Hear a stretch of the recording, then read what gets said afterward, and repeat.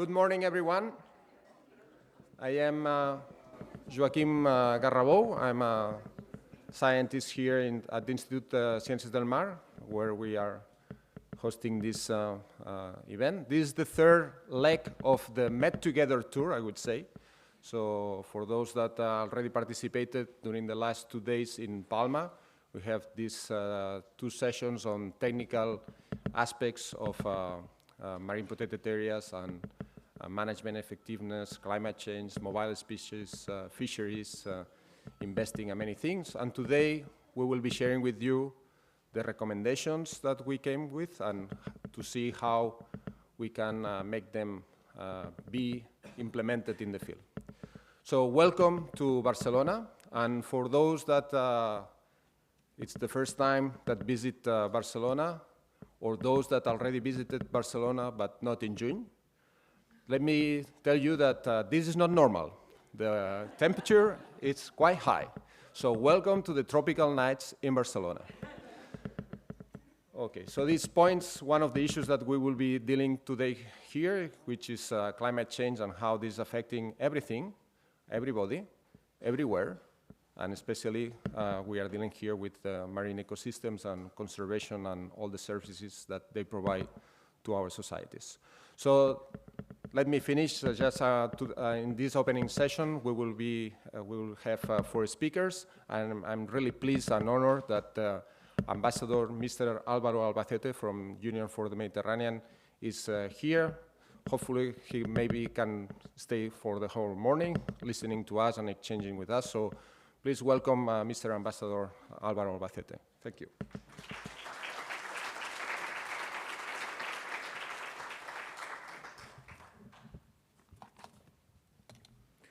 Muchas gracias, Joaquim.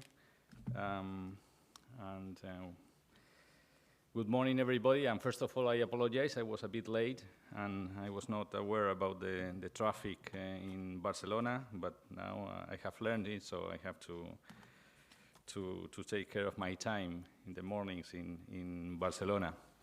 I'm a career diplomat, so I'm not an expert in the topics we are going to deal with during the meeting today. And for that reason, I'm going to read something that my team, Alessandra, Sensi, and Adriana have prepared for me. I was reading the text yesterday, and I was depressed, because depressing is the situation in the Mediterranean when it comes to climate change, when it comes to pollution, the care of marine biodiversity, and so on and so forth. So I alert you that the things that I'm going to read are a bit depressing. So the Mediterranean is a hotspot for marine biodiversity and pollution, and also for climate change and tourism.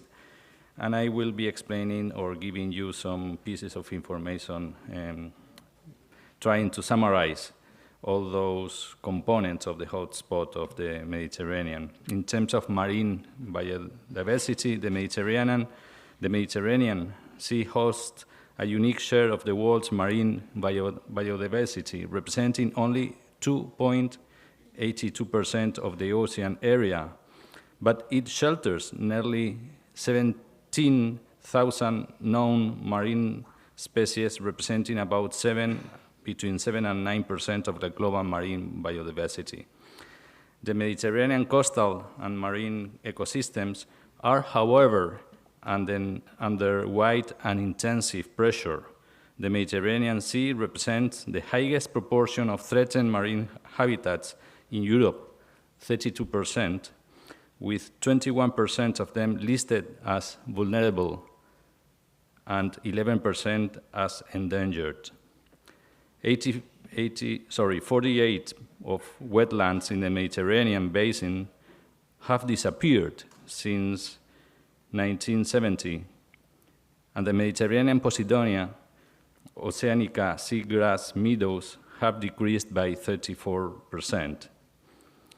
53% of shark species at risk of extinction, and marine mammals population have decreased by 41%. Fish species have declined by 34%, including commercial and non-commercial species, and nearly 80% of fish stock are fished at biologically unsustainable levels.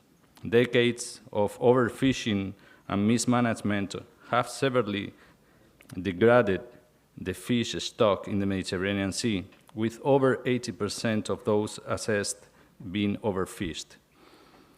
This situation threatens both the marine biodiversity and the survival of small-scale fisheries, which represent 83% of the Mediterranean fleet and 57% of employment on board. In terms of pollution, 229,000 tons of plastic reach the sea every year. The maritime traffic in the region is intense, with 15% of global shipping. A total 1,000 non-indigenous marine species have been already recorded in the Mediterranean waters, 748 of which are currently considered established, which makes the overall establishment rate almost 74%. So that is about pollution. About climate change, we can say that this is dramatically affecting the Mediterranean region, which is warming at a rate of 20% faster than the world's average. Climate change is amplifying the effects of existing threats to marine ecosystem in reshaping their biophysical and chemical characteristics. Even though it is difficult to foresee with precision to what extent the current climate trends will affect the effectiveness of the Mediterranean MPAs and their ability to meet their biodiversity and conservation goals now and in the future, most recent studies indicate that the increased risk of extinction of endemic fauna, loss of habitat complexity, and changes in ecosystem configurations. But the Mediterranean is also a hot spot for tourism. It is among the world's leading tourism destination, both in terms of domestic and international tourism, receiving more than 300 million international tourist arrivals. The tourism in the Mediterranean represents 30% of the world tourism. The World Tourism Organization forecasts an increasing growth with 500 million by 2030. Tourism is thus unarguably one of the major economic sectors for the region, which is among the most important cruise area in the world, with nearly 31 million reached in 2019. So now I will give you some facts and figures on the current effort of marine protection. To date, only one out of 5 Mediterranean marine protection areas has a management plan. 4.1% of sea areas, and these are fully implemented in only 0.21% of the Mediterranean Sea area. That's the first piece of information. The second is no-take zones currently represent only 0.04% of the Mediterranean. 0.04% of the Mediterranean. A figure that has remained unchanged since the last analysis in 2016, despite an increase in marine protection areas coverage from 6.8 to 8.3%. The estimate needs for the effective management of the existing MPAs in the Mediterranean are around 800 million per year. In comparison, this represents only 0.2% of the economic output of the tourism sector, or 0.17% of the assets delivered by the marine resources in the Mediterranean. National financial sources are largely irregular and insufficient, and regionally less than 15% of the needs for MPAs are covered. For all those reasons, this policy meeting is very timely with our UFM, Union for the Mediterranean Blue Finance Conference that is taking place in the coming days, also here in Barcelona. And very soon the UN Ocean Conference in Lisbon. And a good example of synergy between organization and European Union projects to tackle important and interlinked issues that are at the core area of the work of the Union for the Mediterranean.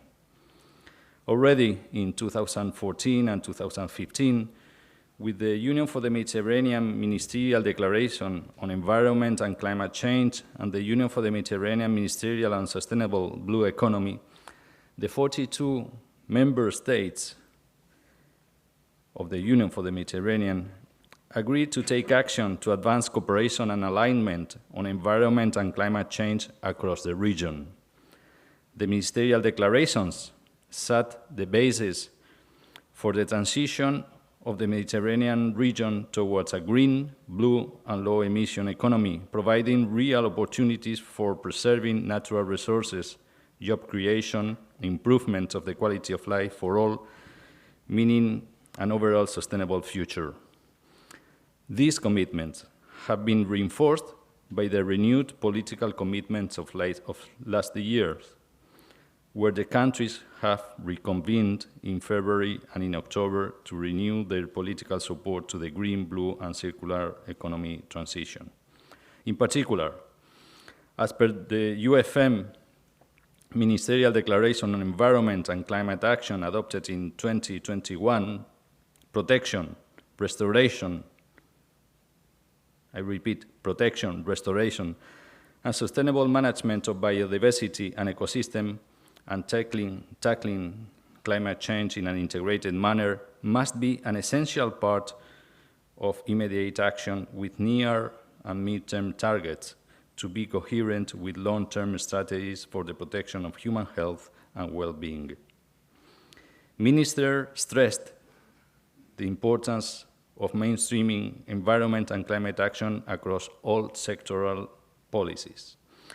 The key messages of the Marine Protected Areas White Paper, in focus with today's discussion and exchanges and the recommendation that we'll discuss during the meeting, underline this need.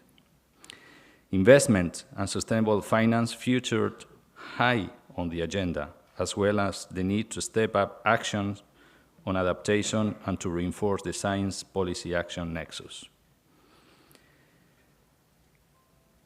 I will stop here, so I will finalize by saying that climate action for mitigation and adaptation is integrated as a cross-cutting theme of high regional priority. This is essential to address environmental degradation and climate change and shape a new future in harmony with nature. I will stay here during the whole day, and I will take part in the closing remarks. I'm here to learn from you and to see how we can all together, the stakeholders, including policymakers and NGOs and as a whole civil society, we can all move forward and work together with the same goals. Thank you very much.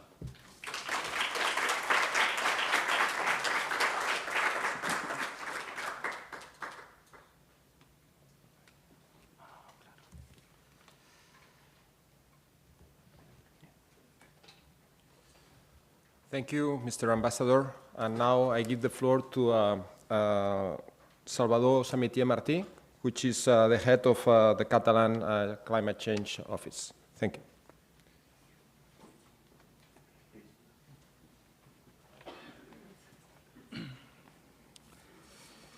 Thank you very much, and good morning, everyone, and welcome to this hottest Catalonia. It's bad news, but I think that days like today will be normal, not in the future, in the near future. Today we are here at the headquarters of the Institute of Marine Science in Barcelona after 2 intense days in Mallorca, where a technical event was held around the results and lessons learned from 2 Interreg projects in the Mediterranean, MPA Networks and MPA-Engage. This joint presentation has made it possible to join force and share the results of their activities. Today, it's the turn of the institutions and governments, and we have a great responsibility, and we must activate the necessary mechanism to carry out what we know and what we need to do to address this global planetary crisis. The MPA-Engage project began in November 2019 and ends this June, after 2.5 years in which the partners have had to overcome different challenges, not only those inherent to the project development, but also those related with the unexpected, a global health pandemic which has fully conditioned the way we work. Luckily, today, we can all meet in person with the aim to present and exchange on a white paper prepared by these 2 MPA projects, designing key operational recommendations for resilient Mediterranean networks and the possible political uptake. Despite covering only less than 1% of the planet's ocean surface, the Mediterranean Sea is home to 80% of all known marine species. Climate change is dramatically affecting the Mediterranean Sea, which is warming 3 times faster than the world's average rate, and sea level rise has increased more than 6 centimeters in the last 20 years, according to the MEDEC, the first Mediterranean assessment report published in November 2020. Climate change is considered one of the 5 main pressures driving global biodiversity loss, along with habitat and soil loss and transformation, overexploitation of natural resources, pollution, and invasive alien species. According to the International Union for Conservation and Nature, more than 80% of the ecological processes that allow life on Earth are impacted by climate change. Climate change is causing and will have multiple effects on biodiversity, which will exacerbate its previous conservation problems. That is why measures aimed at the conservation and sustainable use of biodiversity must take into account the needs of adaptation to climate change and the positive synergies between biodiversity conservation policies and climate change must be strengthened. The loss of biodiversity is a global phenomenon that, like climate change, also affects Catalonia.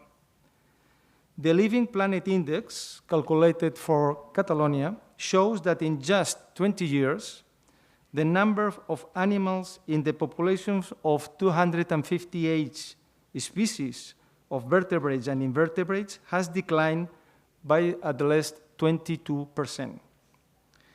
Among the coastal and marine habitats of community interest, only 17 have a favorable state of conservation. The rest are considered unfavorable by 60%, 65%, or unknown by 17%. For the marine and coastal environment, Catalonia only has maps of coastal habitats located from sea level to the depth of 1 meter. But hopefully, we are on the way to have a complete mapping for habitats until 50 meters depth by the end of 2030. Significant warming of the water has been observed from the surface to depth of 80 meters. In relation to the Western Mediterranean, the Catalan coast shows higher warming rates, which can be 50% more in some depth. Marine heat waves also have increased. These two phenomena, warming waters and sea heat waves, have been associated with various impacts on marine species and habitats, such as changing the geographical distribution on both native and exotic species, overabundance of some species, for example, jellyfish and algae, episodes of mass mortality, or phenological changes in species.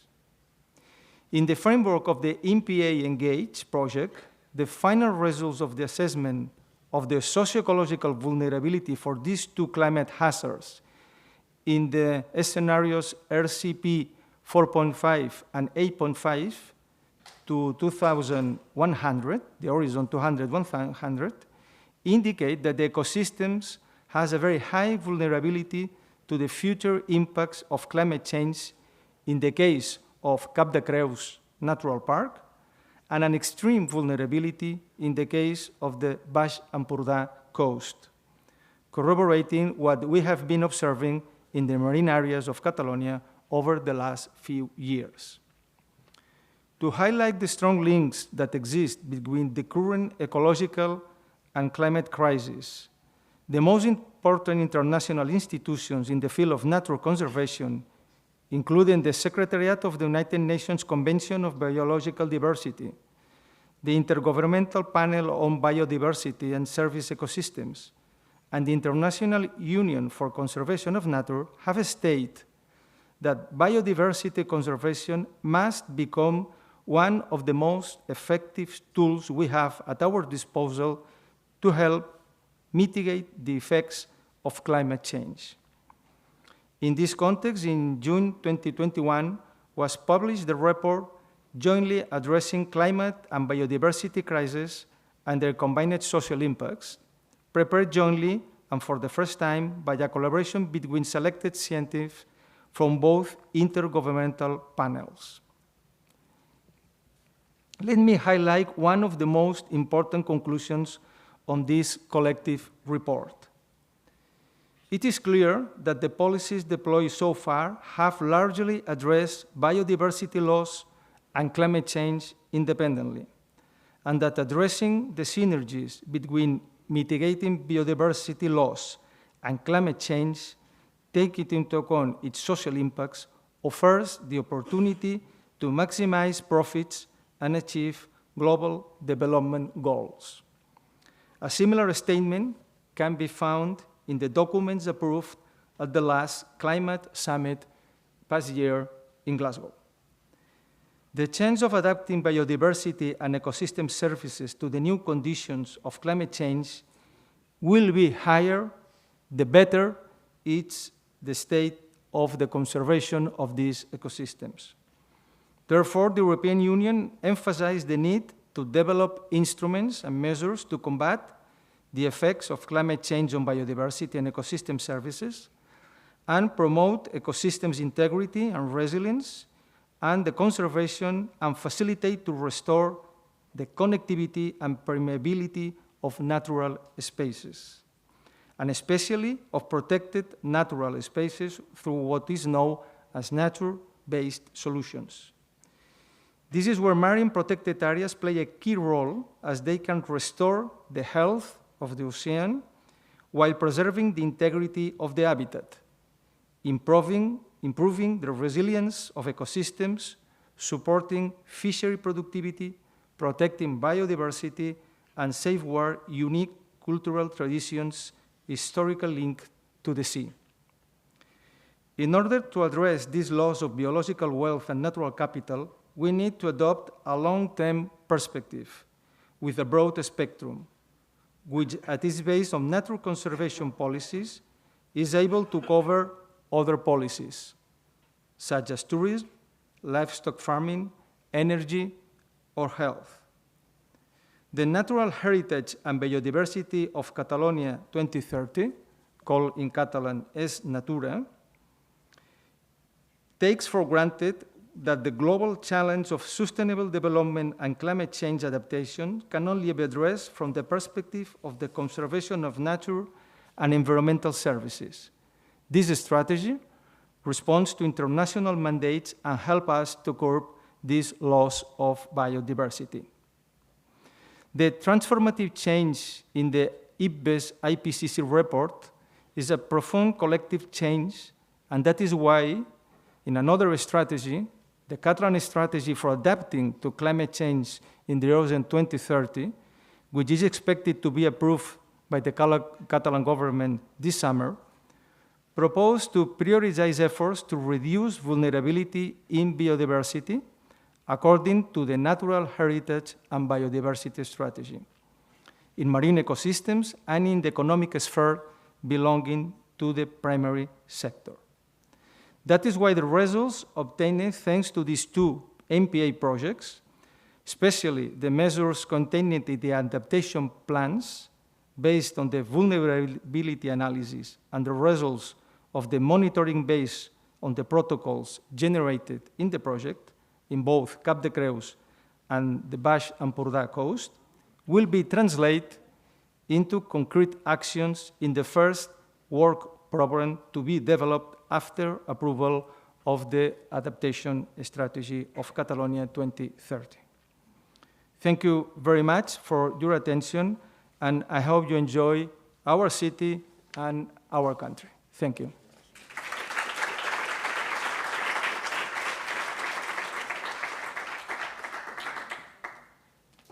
Thank you. Now is the turn for Puri Canals, who is the president of MedPan, that all you know that it's the network of managers in the Mediterranean. Thank you.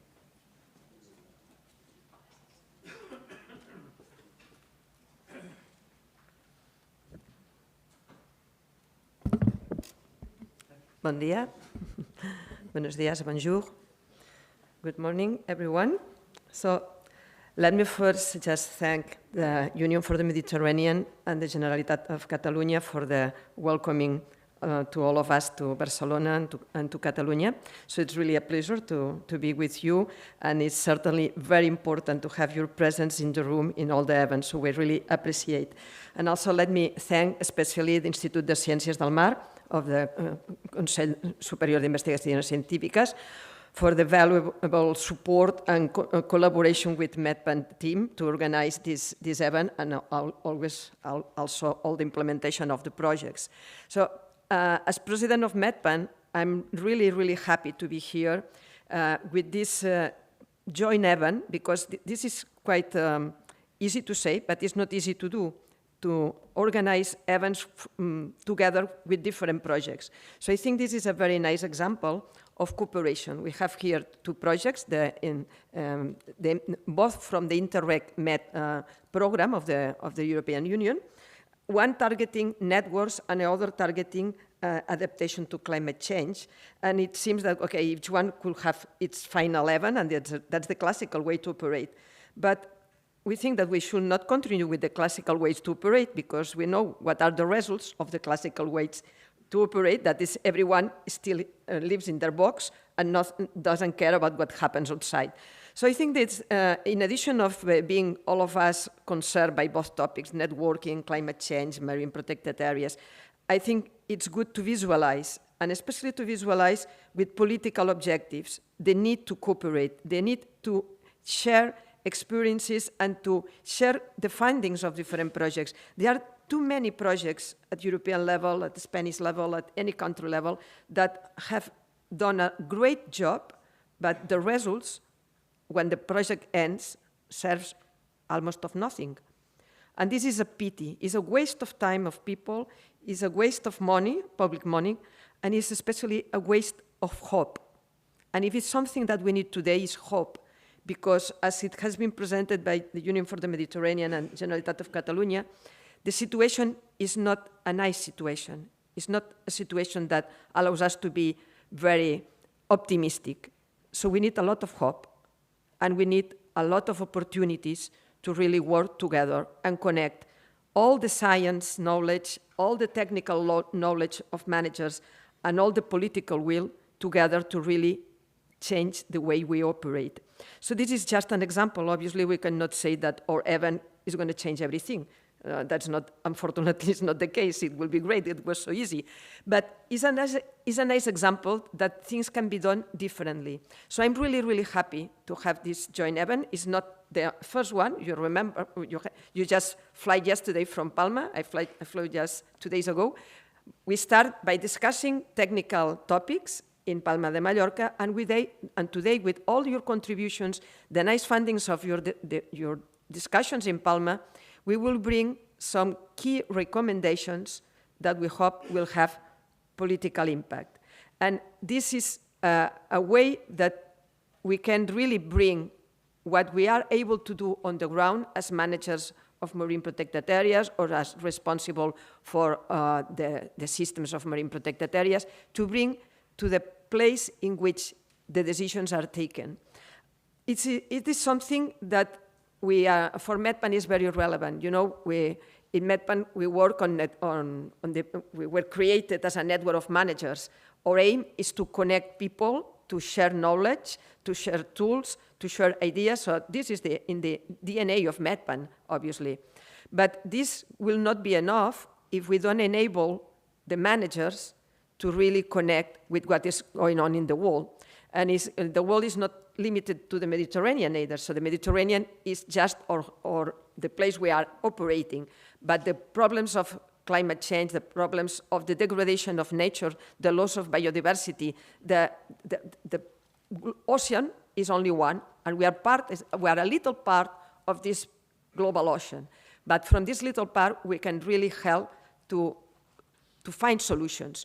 And today, the Mediterranean, through MedPan, for instance, and most of also your institutions, we are really bringing outside the Mediterranean also nice ideas, nice proposals. We are cooperating with other networks. We are cooperating, providing inputs to international processes. So I think this event today is also very timely in terms of the international agenda. We have the Union for the Mediterranean Blue Economy event. We have also all the debates for the post-2020 in the context of the Convention on Biological Diversity. Let me say that when I fly back 2 days ago in the evening after the first day of your work in Palma, I was working until 4 o'clock in the morning putting inputs from the discussions to a special working group created by the CBD to address the debates on the ocean conservation before the COP. So some of your contributions are already in the process of the CBD, and it will be more when we finalize everything today and in the coming weeks. So this is a way to show that what we are doing is not lost. So MedPan takes the responsibility to bring this at upper levels, at the European level, at the international level. We will have, at the end of this month, the Lisbon Conference, the United Nations Conference on Ocean. There was the first one in New York in 2017. We were there. We took the floor in the plenary, and we talked about the importance of investing on management, investing on allowing the managers to get connected with science, with other managers, with policymakers. This is for us, are the kind of messages that are more needed today to really progress. And sorry for those that you were in Palma, I already talked about this, but we have all these agreements at high level, at the United Nations level, are up there, are sometimes stratospheric. And we have the daily reality on the ground, well, on the water, and very few elements connect these different dimensions. Theoretically, the intermediate level should be the states, the governments that should implement. They have the mandate, but they don't have the capacity. This is a reality. And it's a reality not only for developing countries, also for developed ones, because we are operating with old-fashioned models of public administrations, very hierarchical, very closed in ministries, in topics, where very few connection between them. So this is a challenge. I really appreciate all my friends that work in public administrations, because you have to be very resilient to go ahead and trying to implement all those mandates in a context that doesn't help you. But we can bring you some helping hand from outside. And because this is a challenge not only for the public administration, it's also a challenge for the private sector. We need to reconvert the business sector in a business sector that supports the protection of the ocean, the protection of biodiversity, the mitigation of climate change. This cannot be done only by the public policies. We need absolute complementarity with the society. And it's here where our kind of projects can really bring some little lights that helps to understand that those processes are possible, that are not imaginary, are realities, and we need to implement. So that's the aim of this session today. I really thank all of your contributions. Without the partners, this is not possible. And this is the spirit of MedPan, and we want to continue with this spirit to enlarge, to have more people helping us, more people sharing knowledge, tools, science, everything we need to really enable this change. So thank you for all your contributions. Thank you to the MedPan team that organized both events. Thank you again to the Institute of Ciències del Mar, and also the political institutions that are today here with us. So I hope that the results of our meeting will be really fruitful. Thank you very much.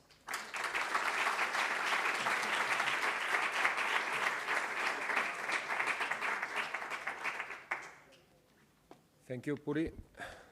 So now it was planned that Josep Lluís Pelegrí, who is the director of the Institute of Ciències del Mar, could be giving this speech, but he had some personal issues. But we have the pleasure to have the vice director of strategy of the Institute, and the next future director in a few months, I guess. So Valentí Sallares.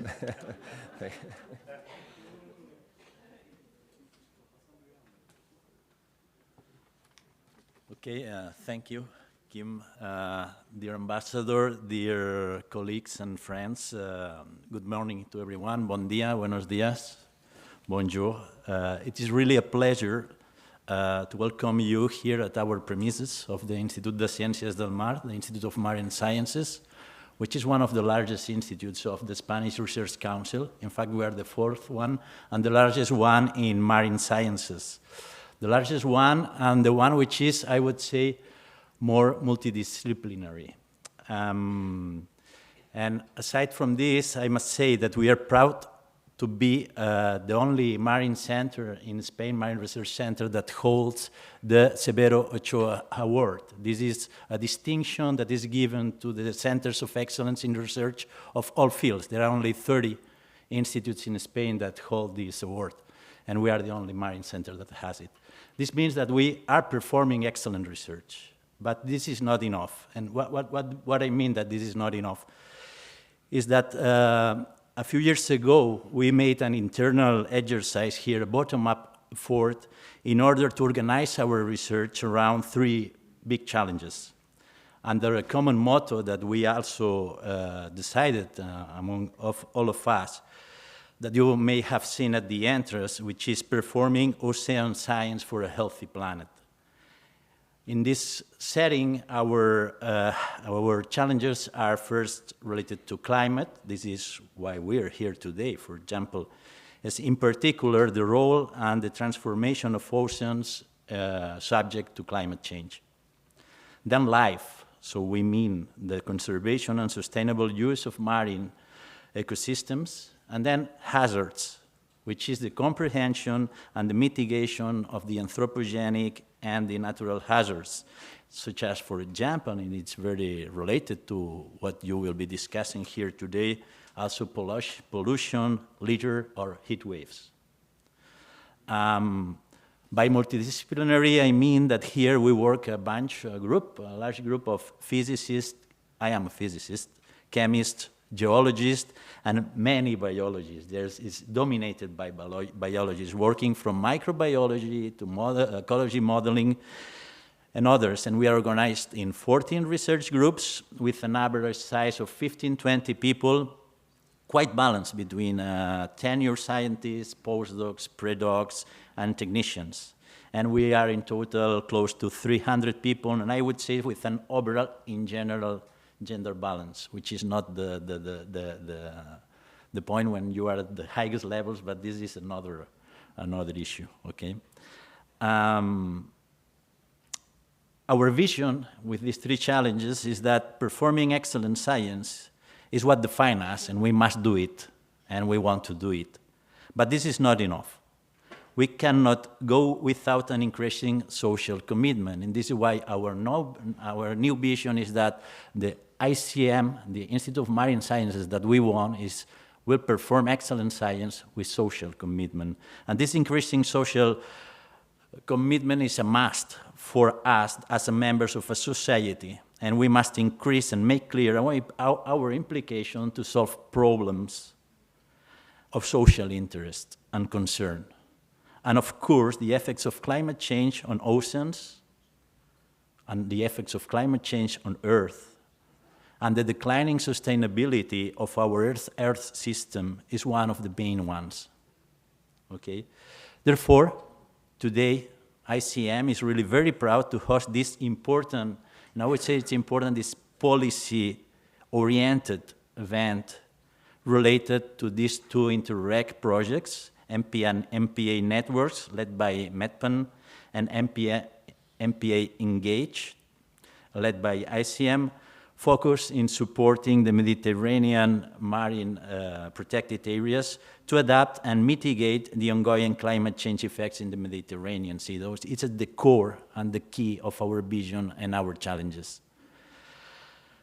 As I understood, in this period of 3 years, MPA-Engage has provided basic support to managers of marine protected areas to act against climate change. MPA managers and climate change experts from 14 entities in 6 countries have been working together to promote MPAs as nature-based solutions for climate change adaptation, developing tools to monitor climate change effects, and assessing the ecological and socioeconomic vulnerability to climate change, promoting engagement of local communities in citizen sciences, which is another key issue for us, another key point for us, and as well as the engagement and mobilization of all key actors and the elaboration of an adaptation plan. So this ultimate goal of MPA-Engage is to put these Mediterranean MPA networks at the front line of adaptation strategies to climate. So let me finish by welcoming you warmly, and I mean it, here in Barcelona, and wishing that you have a very fruitful and pleasant workshop. And I guess it was 2 days in Mallorca, 1 day here, and then 1 more day in Costa Brava. I think is the perfect setting for this, and I hope that you will enjoy it. Thank you very much.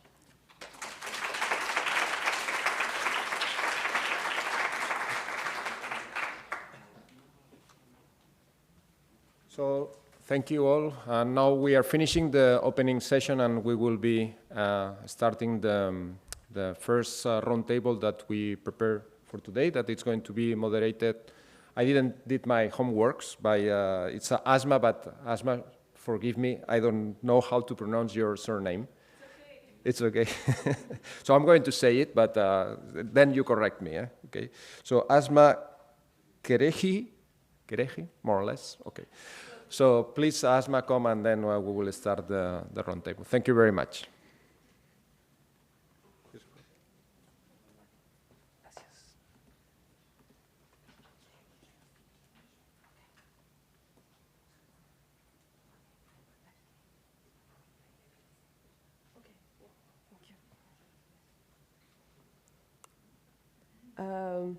Hello, everybody.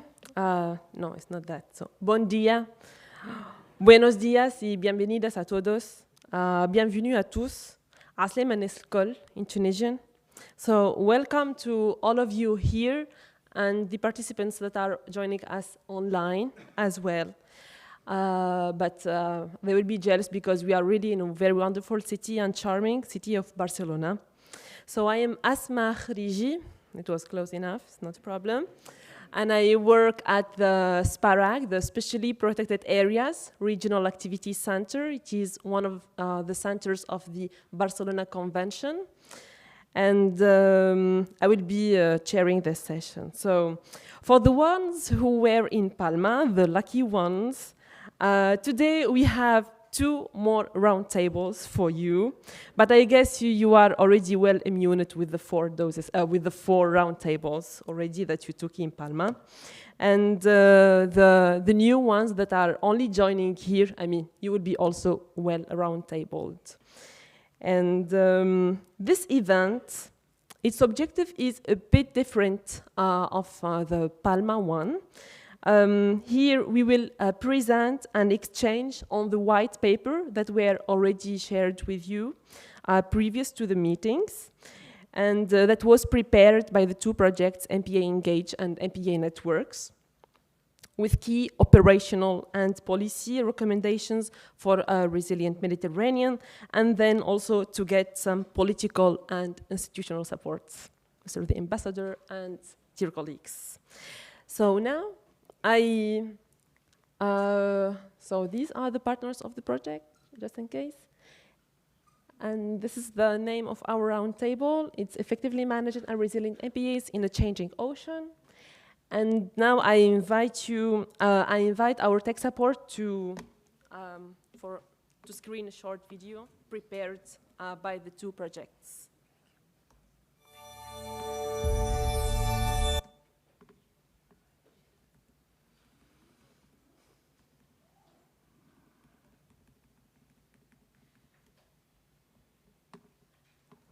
I mean, meanwhile, you can take a breath. It's already the name of the video. Just take a breath, and it's here.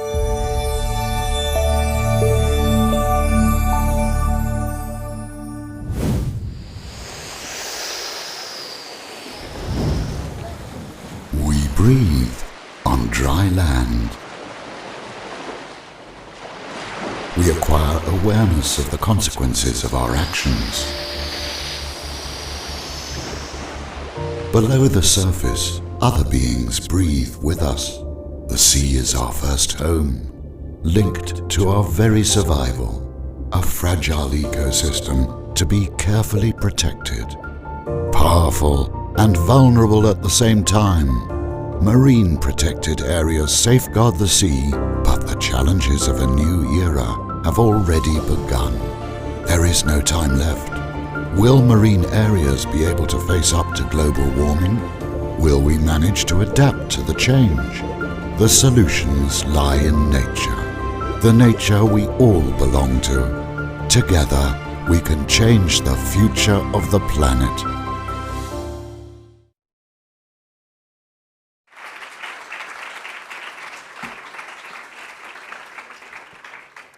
Wonderful video indeed. So, together, we can change the future of the planet. This was the last sentence of the video. And I think it's also the aim of this event, to gather people, to put together all the actors, to help changing the alarming situation and the concerning, as the Mr. Ambassador has said, a bit depressing sometimes in the Mediterranean Sea. So maybe here I would like to really warmly thank MedPan and the CSIC or CSIC with an applause, please, because they are putting in place such transformative projects and also events to help also contribute to changing the situation to a better and sustainable planet. And now I would like to invite the representative of the 2 projects, I think Suzanne Galland from MedPan and Tommy from MIO, I think to share with us the main recommendations that are that they were already shared with you on the white paper. So please.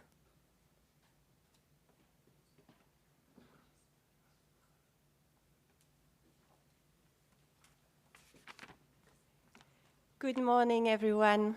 It's nice to see you here in Barcelona. So I'm just going to briefly tell you what happened in the last 2 days. And through the last 2 days, the process allowed us to select a few recommendations to share with you today. So the last 2 days, we talked about these 2 projects around 4 technical roundtables. The first one was on mobile species and climate change when challenges go beyond MPAs. The second one was on fishery and recreational activities when MPA governance players steward a common blue capital. The third one was on climate change, turning vulnerability into operational solution. And the last one, an important one, was about financing, investing in healthy marine ecosystem for a sustainable and resilient future. So throughout these 2 days, we had a presentation from projects throughout the Mediterranean, sharing their expertise and experience. We had discussion, opening the floor to everyone to comment, provide other recommendation. And this is a snapshot of what happened during one of those roundtables. So Jaros has been doing an incredible job of capturing with his magic pen those moments that we're sharing with you today. And I think what I heard from this discussion in those 2 days, that was that the Mediterranean is one ecosystem, as Romain Renou said, and that we have all to work together. We have to bridge the gap between the north and the south. More than 97% of MPAs are actually in EU waters. At the same time, the south holds incredible success stories, recipes that provide change. And we heard some great things happening in the south regarding invasive species, regarding co-management, and Zafer from Turkey is going to showcase that later with you all today. So we had to select some recommendations because there are quite a few in that policy paper, so those that was the most discussed are going to be shared with you just now. Regarding fostering collaborative governance and co-management in the Mediterranean Sea, we selected 2 key recommendations to share with you today. And the one is to support the elaboration of regional guidelines on co-management and participatory governance arrangement, both for national and international system of MPAs. They are sometimes part of the success, and just now we've got some great example at national level in some MPAs, but there was some great recommendation to push also for co-managed MPA in transboundary MPA, so more challenge ahead. And then a second one was to plan and support comprehensive and well-articulated participatory processes through all stages of the adaptive management cycle and build a strong base for community action to enhance management effectiveness, including against climate change in Mediterranean MPA. We are stronger together, we have to work together, so we have to facilitate all these participatory processes towards our common goals. Regarding supporting sustainable small-scale fishery management as a key success factor of the Mediterranean culture of marine stewardship, here there's 4 recommendations that I'm sharing with you today. One is also related to the governance aspect of the management of marine protected area, and it's really to improve the legal framework to support fisher participation in MPA management. It's key to have them on board. And then a lot of discussion were around recreational fisher.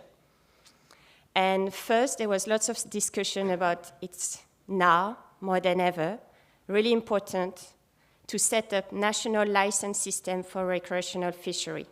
We need to know the number and effort of those recreational fishers so we can better assess and manage their activity. Then we have to combat poaching and illegal resale of fishing catches. It's a big problem in the Mediterranean today. And finally, we also need to clearly define and update all the new technique gear that should be banned from MPAs. Techniques have increasingly developed in the last years, and especially recreational fishers are using incredible gear to go at sea to fish. So more regulation is needed there. And Tommy, I'll let you talk. Thank you very much, and good morning, everyone. It's a pleasure to be here with you today, and thank you for hosting us in this very wonderful institute. I had the opportunity to be many times here, and it's always heartwarming to be here. So basically, going back to the recommendations that we have been trying to distill the last couple of days, and actually I dare say even for the last couple of years throughout the implementation of the project. When it comes to enabling marine resilience in the Mediterranean Sea in a changing ocean, basically one of the main recommendations is to promote MPAs as sentinel sites for monitoring climate change in a harmonized and robust way in order to establish this kind of monitoring throughout the Mediterranean. It's very, very important. To be able to assess the effects of climate change, to come closer, yes, sorry, this emerging threat, and also basically what I wanted to say is that even though you see these recommendations under different titles, you shouldn't see them decoupled. All of them are connected. For example, previous recommendations on participatory processes or on poaching and more sustainable fishing gear, all of that is also connected and interlinked with climate change, because when we increase the resilience and the adaptive capacity of a socio-ecological system, then of course the adaptive capacity to address the issue of climate changes gets enhanced. So this kind of classification is to facilitate our scope of work, but we should be thinking all of these recommendations in a more complex and interlinked setting. And the second major recommendation when it comes to this topic had to do with enhancing the resilience and effectiveness of Mediterranean MPAs through the elaboration of science-based climate change adaptation and mitigation action plans, which will be tailor-made to the specific context of the MPAs. In fact, we have been discussing a lot yesterday in the third round table about that particular point, and we had the practitioners, the MPA managers, sharing their success stories from the ground on how they managed to elaborate action plans, climate change action plans, in 7 pilot MPAs in the Mediterranean. And so also I would like to congratulate all those heroes out there doing this work, because it's easy to talk from a theoretical point of view, but when you come to the actual ground and you have to apply all these concepts, this is where the real challenges lie. And an important aspect of elaborating the plan, in addition to the monitoring protocols and consolidated monitoring approach, were also the elaboration of climate change vulnerability assessments, and which we heard a lot about these, and that they should be repeated in order to be able to predict the risks that are posed to the MPAs. And that was it, basically. So now I would like to initiate the discussions for, pass the floor to Asma.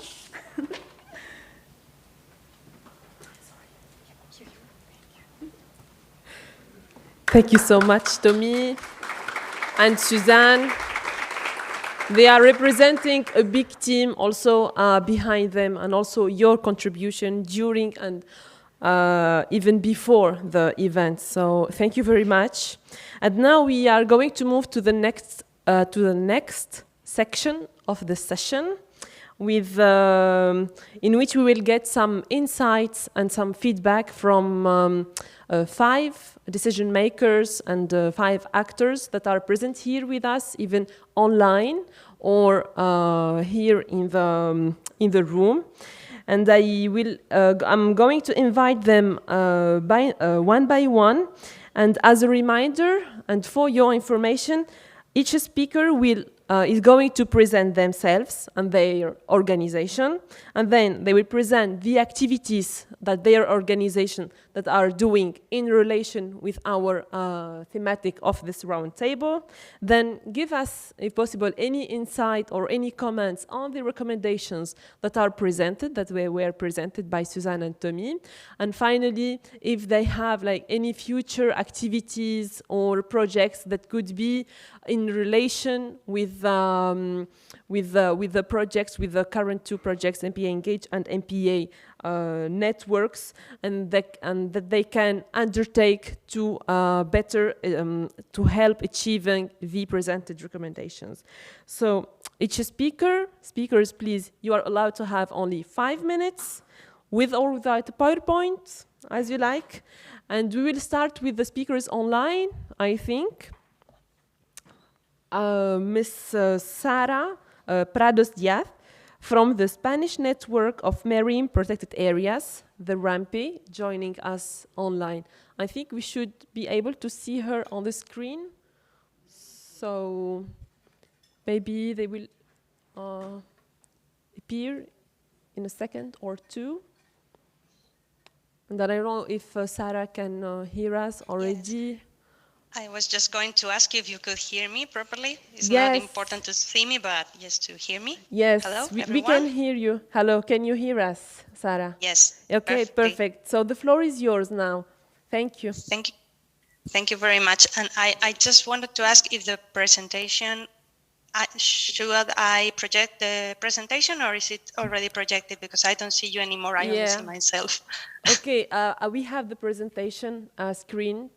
So I can navigate the slides that you prepared and shared with us. Okay, thank you. So the first one is the map. So. The first one is the map. Just tell me next. Okay, next, thank please. you. Thank you very much. So first of all, I would like to thank the organizers for the kind invitation for this roundtable. My name, as you know, is Sara Prados. I work at the Marine Protected Unit at the Ministry for Ecological Transition and Demographic Challenge. We are in charge of the management of the 96% of the Natura 2000 sites that we have, the marine Natura 2000 sites we have in Spain, which are showed in this screen, and which is, the 96% of the maritime surface protected by the Natura 2000 sites, which equals to 100 sites. And if you can please show the following slide. And this, some of them belong to the Spanish network of MPAs, which is called RAMPE.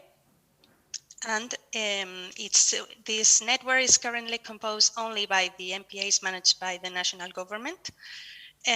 Not all of them, but we hope, or this is our intention, to include them all. And we hope that it will give an added value to all MPA managers by that the MPAs that are managed by other administrations, so that they have them included soon in the network as well. So if you can pass to the next slide, please. That it's the activities that we are, is it shown on the screen? Yes, we have thank you. It's just, I don't see it, so I don't know, I just only see myself. Okay, so the activities and initiatives we are carrying out at the moment relating the effective management of our MPAs. We are, first of all, finalizing the legal procedures to approve the master plan of our MPA network. You don't see the slide. The people online say they don't see the slide, but is it possible to? Yeah, I think maybe our tech support, if they can help us, maybe if it's possible technically to show the slides to the participants online. Or maybe if I can share my screen, maybe? I'm not sure, maybe it's better to keep us sharing the screen for technical issues, because otherwise I think it will be a bit complicated.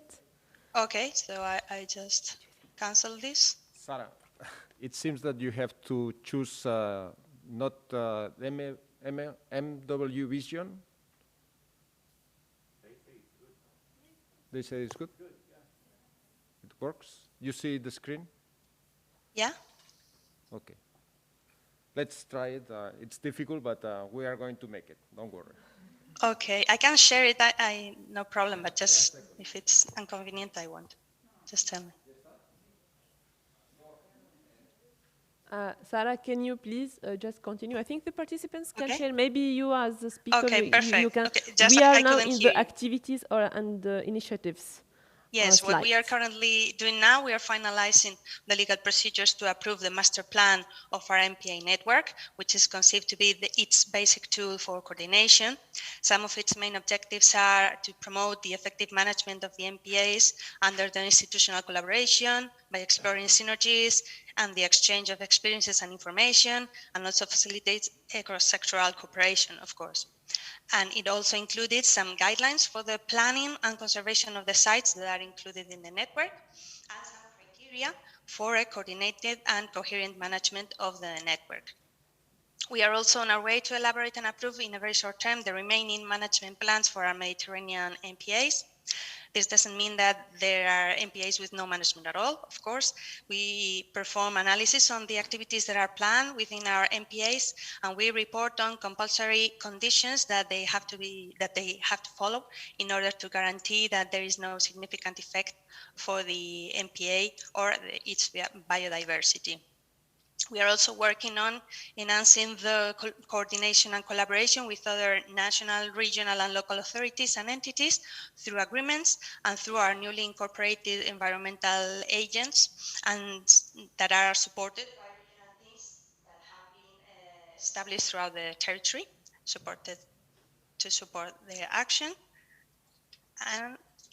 And finally, there are many actions that are being carried out under the LIFE integrated project Intemares, like, for example, risk analysis of the MPA sensitivity to climate change, which also covers some pilot projects associated to test the methodology to evaluate this sensitivity and to obtain management measures and recommendations regarding the adaptation of the MPA to this change foreseen. We also have some participation procedures for our new management plans that are to be still to be developed. And also we have some pilot projects foreseen to improve governance on some areas. Can you go to the next slide, please? For what refers to the policy recommendations, I think that the selection presented is very relevant, and the compilation of the white paper, I think it's quite thorough and very relevant as well. I'd like to point out one of the statements that are included in the white paper, that it was not in the selection that was already presented, and is the one about addressing the critical need to ensure proper means, including human resources for the management, because I believe this is one of the key elements toward the efficient management of MPAs, because it is the main obstacle at the end of the day. And it is also very important to guarantee that there are enough people for the coordination. Otherwise, there will be bottlenecks that will go against the efficiency, of course. And on this regard, the use of new technologies, for example, the remote sensing and so on, it's a very important field to explore as well, to cope with this lack of resources. Regarding the governance recommendations, I'd like to emphasize on the importance of the coordination between those who already act on the territory, as co-management may not be an option in practice in some places due to the existing legal framework, as it happens in Spain. That's why in our case we go for the participative management, involving all the relevant actors in the elaboration process of the management plans, so that because we believe it results in a greater compliance, and as they are understood and assumed by the users from the very beginning. And it also provides the manager with a valuable input from the field that otherwise they may not have it. So therefore, I would also like to point out the recommendation on bolstering regional science policy interfaces and foster multi-stakeholder dialogue to enable evidence-based, inclusive policymaking and support. Because there is really a need to strengthen the science policy interface here. The conservation and management cannot be achieved without first strengthening the knowledge about the ecological and the oceanographic processes that are happening. And this knowledge must be the basis for the decision making and the actions by the managers at the end of the day. I also think that the recommendation on the economic value of the marine conservation efforts is very, very relevant. And finally, I believe that it is essential to weave alliances with everyone, with the science, for informed decision making, with society, by encouraging the participation in the diagnosis and the search for the solutions, and with the financing mechanisms, by promoting those mechanisms that allow the integration of funds, for example, like it is done with the Priority Action Framework of the Natura 2000 network. I think that I'm out of time now.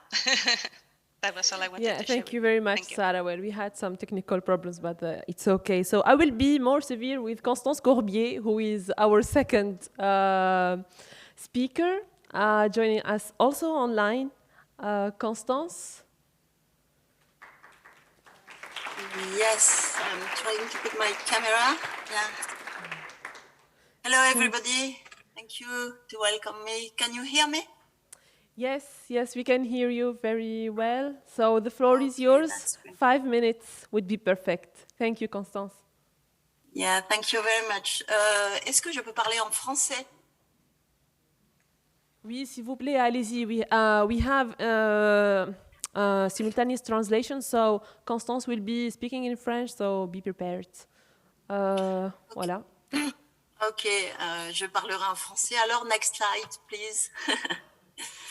Je vais juste être très rapide et parler très rapidement de qui je suis et du FEFEM, et on va s'attarder beaucoup plus tranquillement, même en 5 minutes, sur une capitalisation que nous venons de sortir sur les aires marines protégées, parce que je pense que c'est en lien vraiment avec les recommandations que le livre blanc a sorti. Donc en résumé, le FEFEM, je pense qu'on ne le présente plus, mais c'est le Fonds français pour l'environnement mondial qui finance des projets innovants en faveur de l'environnement dans les pays en développement. Il soutient des initiatives à même de générer localement des bénéfices environnementaux, sociaux et économiques. Next slide, please. Créé en 1994, à la suite du sommet de Rio, il a déjà permis de soutenir de 1995 à 2020 354 projets dans plus de 120 pays et plus de 240 porteurs de projets, partenaires de tout type, soit 420 millions d'euros engagés depuis sa création. Next slide, please. Donc, en fait, le FEFEM, ce qui est intéressant, c'est que là, c'est un petit peu tout l'ADN du FEFEM que j'ai essayé de représenter sur cette diapositive. On voit bien que les réseaux d'acteurs, notamment MedPan, sont au cœur de ces actions, qu'il y a cet aspect aussi d'innovation et derrière l'idée d'innovation, l'innovation, la soft innovation, ce qui peut être aussi de l'innovation institutionnelle, des modes de gouvernance innovantes, etc. Derrière cette idée d'innovation, il y a l'idée qu'a souligné Puri pendant son introduction, de partager, de faire connaître, de tirer des enseignements de nos actions et notamment de capitaliser sur tout ce qu'on a pu mettre en place avec évidemment tous nos partenaires. Next slide, please. Voilà, donc là maintenant je voudrais passer quelques minutes sur ce document que vous pouvez trouver en ligne en français, en espagnol et en anglais. C'est une capitalisation sur 25 ans d'appui aux aires marines protégées à travers le monde. Donc on peut passer à la slide suivante. Donc là, c'est une carte illisible, mais qui vous donne un peu une idée de tous les projets et tous les appuis aux AMP qu'on a pu mettre en place et sur lequel ce document s'est penché. Donc, pour mettre en œuvre l'objectif de développement durable 14, essentiellement, le FEFEM a appuyé depuis 25 ans à peu près 40 projets dans 50 pays pour à peu près 50 millions d'euros, soit 200 AMP. Alors, la carte est illisible, mais on voit bien que la Méditerranée est très remplie. Donc là, vous avez une carte où vous voyez toutes les AMP de Méditerranée qui ont bénéficié à un moment donné d'un soutien du FEFEM et qui donc rentrent dans cette capitalisation très, très exhaustive qu'on a pu faire. Et vous voyez en bas à gauche, c'est très peu lisible, mais il y a le réseau MEDPAN et je le remercie de m'avoir invité parce que c'est un partenaire historique et qu'à travers les différents soutiens qu'on a pu apporter à la fois à MEDPAN, mais aussi au rayonnement de MEDPAN, puisqu'aujourd'hui on est dans la fin d'un projet qu'on appelle Cogito en Méditerranée, où on voit bien que le réseau d'acteurs de MEDPAN se connecte à d'autres partenaires, notamment le Conservatoire du Littoral, WWF Méditerranée, l'Association pour les petites îles en Méditerranée, et bien sûr tout ça sous l'égide du RACSPA, que je salue aussi. Et aujourd'hui, on a la chance de pouvoir soutenir aussi le MedFood en Méditerranée, qui est donc le mécanisme financier, on espère pérenne, qui va permettre de transformer ça. Je veux bien passer à la slide suivante.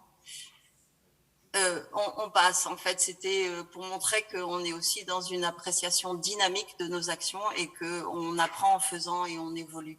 Là, en fait, je pense que j'ai peu de temps pour vous parler des enseignements de ces AMP. Je voudrais juste souligner qu'après avoir pris connaissance des recommandations du livre blanc, on est complètement en phase sur les constats et les recommandations que ça conduit. Donc, il faut d'abord améliorer la connaissance des zones couvertes pour une meilleure gestion.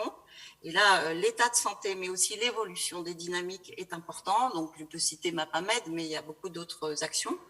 Il faut aussi connaître mieux les populations locales et adapter les modes de gestion et de cogestion au contexte, transférer les connaissances. Et en particulier, on se rend compte que les acquis des projets sont rarement chez les porteurs de projets. Donc là, il faut travailler mieux à ne pas perdre tout ce qui s'est acquis pendant un projet et souvent on réinvente la roue dans un nouveau projet. Pérenniser, bon, ça passe par une meilleure gestion, une gestion plus efficace, des dispositifs de suivi de la gestion renforcée, mais aussi par ce que je vous disais, le MedFood par exemple, mais en tout cas les bailleurs doivent s'engager sur des mécaniques qui sortent de l'approche projet. Et donc le MedFood en est un. Science to Policy, on est bien là-dedans avec le projet Cogito, avec MEDPAN, mais on a aussi des projets en dehors de la Méditerranée, avec Tara ou sur l'évolution du trait de côte sur l'Afrique de l'Ouest, etc. Améliorer la surveillance et j'ai mis en rouge, la slide déborde l'écran, mais l'idée c'est d'appuyer aussi les réseaux de gestionnaires, de créer des communautés de pratiques et de stimuler les échanges entre ces praticiens. Voilà, et enfin, ne pas oublier le développement économique et social incontournable allié de la conservation. Et donc, on rejoint toutes ces recommandations autour de impliquer davantage les pêcheurs et les acteurs d'un territoire, élargir l'approche au-delà du territoire des AMP vers davantage. Et là, je crois qu'on peut passer à la slide finale. Désolée, mais je vois que j'ai débordé d'1 minute. Donc, c'est juste pour dire que dans notre nouvelle stratégie, on voit que les AMP, et en particulier la Méditerranée, seront toujours au cœur de notre stratégie à travers notamment la mobilisation de réseaux, de connectivité et d'AMP plus résilientes au changement climatique. Je suis ouverte à toutes les questions si vous voulez bien. Je vous remercie.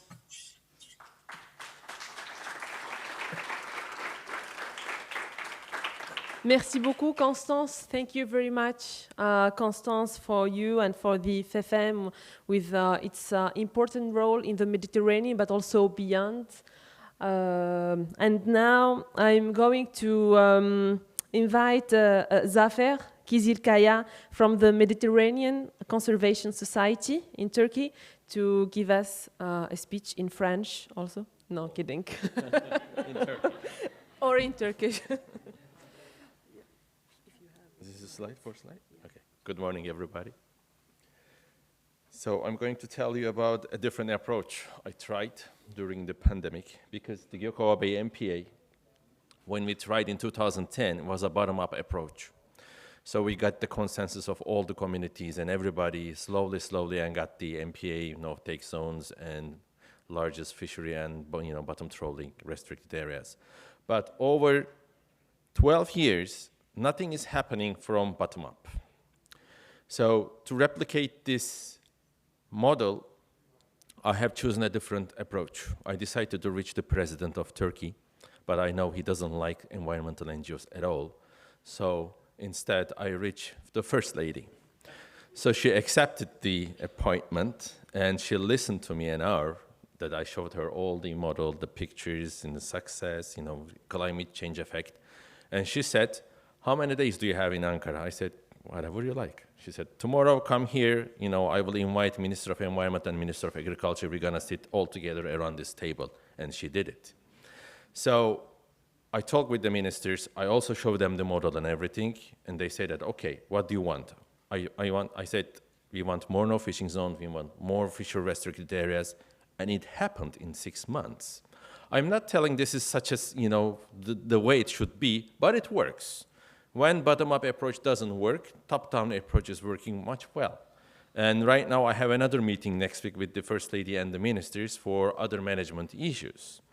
So this is how we, replicated the model of Gökova Bay in other 2 more MPAs during the pandemic. And right now we have 7,500 hectares of new no fishing zones and 35,000 hectares of new no trolling and no pursening area. So I didn't wait any legitimacy from the government. So we have 8 of these boats. We have 10 rangers. So in 24 hours, we have been doing all the enforcement. And we are sharing all the information technologically real time with the Coast Guard and Minister of Agriculture teams. So, we are the only NGO doing this. And at the beginning, government was not happy 10 years ago, but right now we have a legitimacy from all the government institutions. Oops. Oh, there's a video here. Can we show this video? Anyway, doesn't matter. Okay, here we are. So how could this video work? So these are real-time cameras to monitor the monk seals and all the other, sharks. We have also underwater cameras. We have 4K real-time cameras. This is in the middle of the night, infrared cameras. So right now we have 4 caves. We are just setting up this system. This cost us $20,000 each, but we don't need to go back to cave in real time. We have just been, watching the seals. And does it work in? Anyway. Can we move to the other slide, please?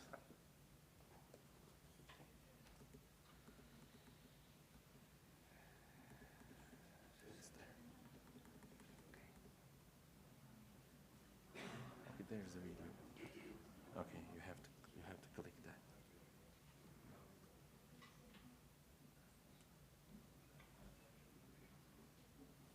Okay, that's it. Okay, that's okay. So this is the picture from the new MP I would like to show you. All of these boats are plus 40, 50 meters, right? In the wintertime, they're just dry docking in one of the beautiful cove. And in the summertime, they're just going for charter. And the impact of those boats, there are thousands, only small batch of here right now. So yesterday we discussed this. We cannot do anything on tourism sector just to relieve the impact they are giving on the MPA. The pollution, they're making millions of dollars from this business, but nothing is going back to the MPA in terms of this giant tourism sector. And small-scale fisheries in our Gökova MPA are so happy because their income increased 400% in 12 years. So they're 100% supporting us, and we have 100 small-scale fisherwomen, professional fisherwomen. So we have a big, support from those ladies. And here is the biggest problem. This trammel net is 2 kilometers long. And I counted every single species. 272 fish came out of this net. And there's only 1 local species. This is it. So 2 years ago, small-scale fisheries almost collapsed because of all those invasive species, and we decided to buy all the edible ones, especially the lionfishes. You see the squirrel fishes, they are also tasty, but it's slowly going into the seafood market. Even there is a pandemic last year, we sold 2.2 tons of lionfish to the restaurants, and now we have a program, more than 70 fine dining restaurants all around Turkey are buying lionfish from us, and they already put in their menus with different recipes. And this year, so far, we already sold 3 tons of lionfish to the restaurants, and we are hoping to end up more than 10 tons end of year. And the cost of fish we pay to the fishers when we are buying, it was 3 euros per kilo last year, and this year we are paying 5 euros per kilo. And we have another 7 species that we are adding into the, are marketing the invasive species to the seafood industry. So they are getting slowly. Although this coral fish has the highest biomass because it's so bony, it's not that much, preferable by the chefs, but they're so tasty. So we are going to use in different sectors. So this is the only way to stand up small-scale fisheries in certain areas, because more than 70% of the catch is just invasive. So we have to do something about those fishes putting into the economy. But I would like to give you a figure which really makes no fishing zones and MPA so important against, for climate change impact. Within no fishing zones, the biomass of invasive species are about 18%. Out of no fishing zones, this number is 64. The biomass of all fishes out of no fishing zones are 64%, but inside the no-take zones, it is 18. So that means fully protected areas are working well for the resilience of marine ecosystems. Thank you. I think I had the 5 minutes already.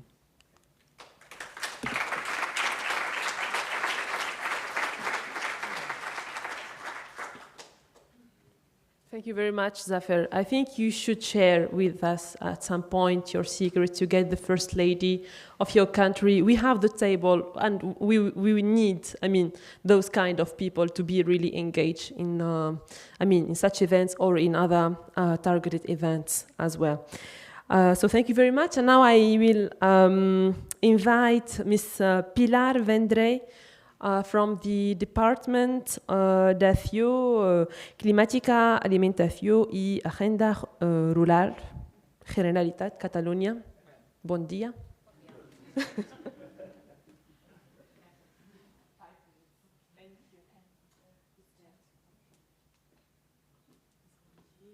So this is next one is this one. Sorry, yeah, that one. Okay.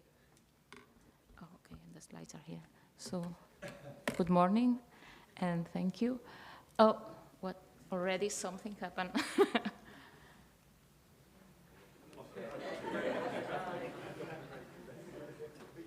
Oh no, I think the glasses. I put the glasses here.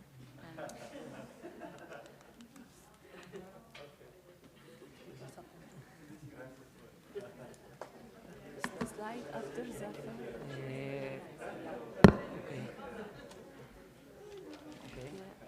Yeah, this one, right? Yes, yes. Yeah, this one, No. and then? And Yeah, then and then this. I press which button to go? Okay, yes. Okay, here we are. I will try to be brief, and especially we present who we are and what have we done in the MPA project, and which are our more immediate capitalization actions, and then as a level of our government or our department, which are our instruments.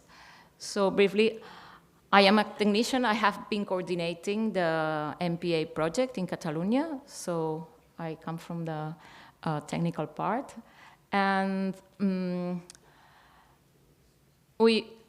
success for us of being involved in this project has been the networking. We started to do at the very beginning with the 2 units, the Catalan Office of Climate Change, with the head is Salvador Samietier and his team.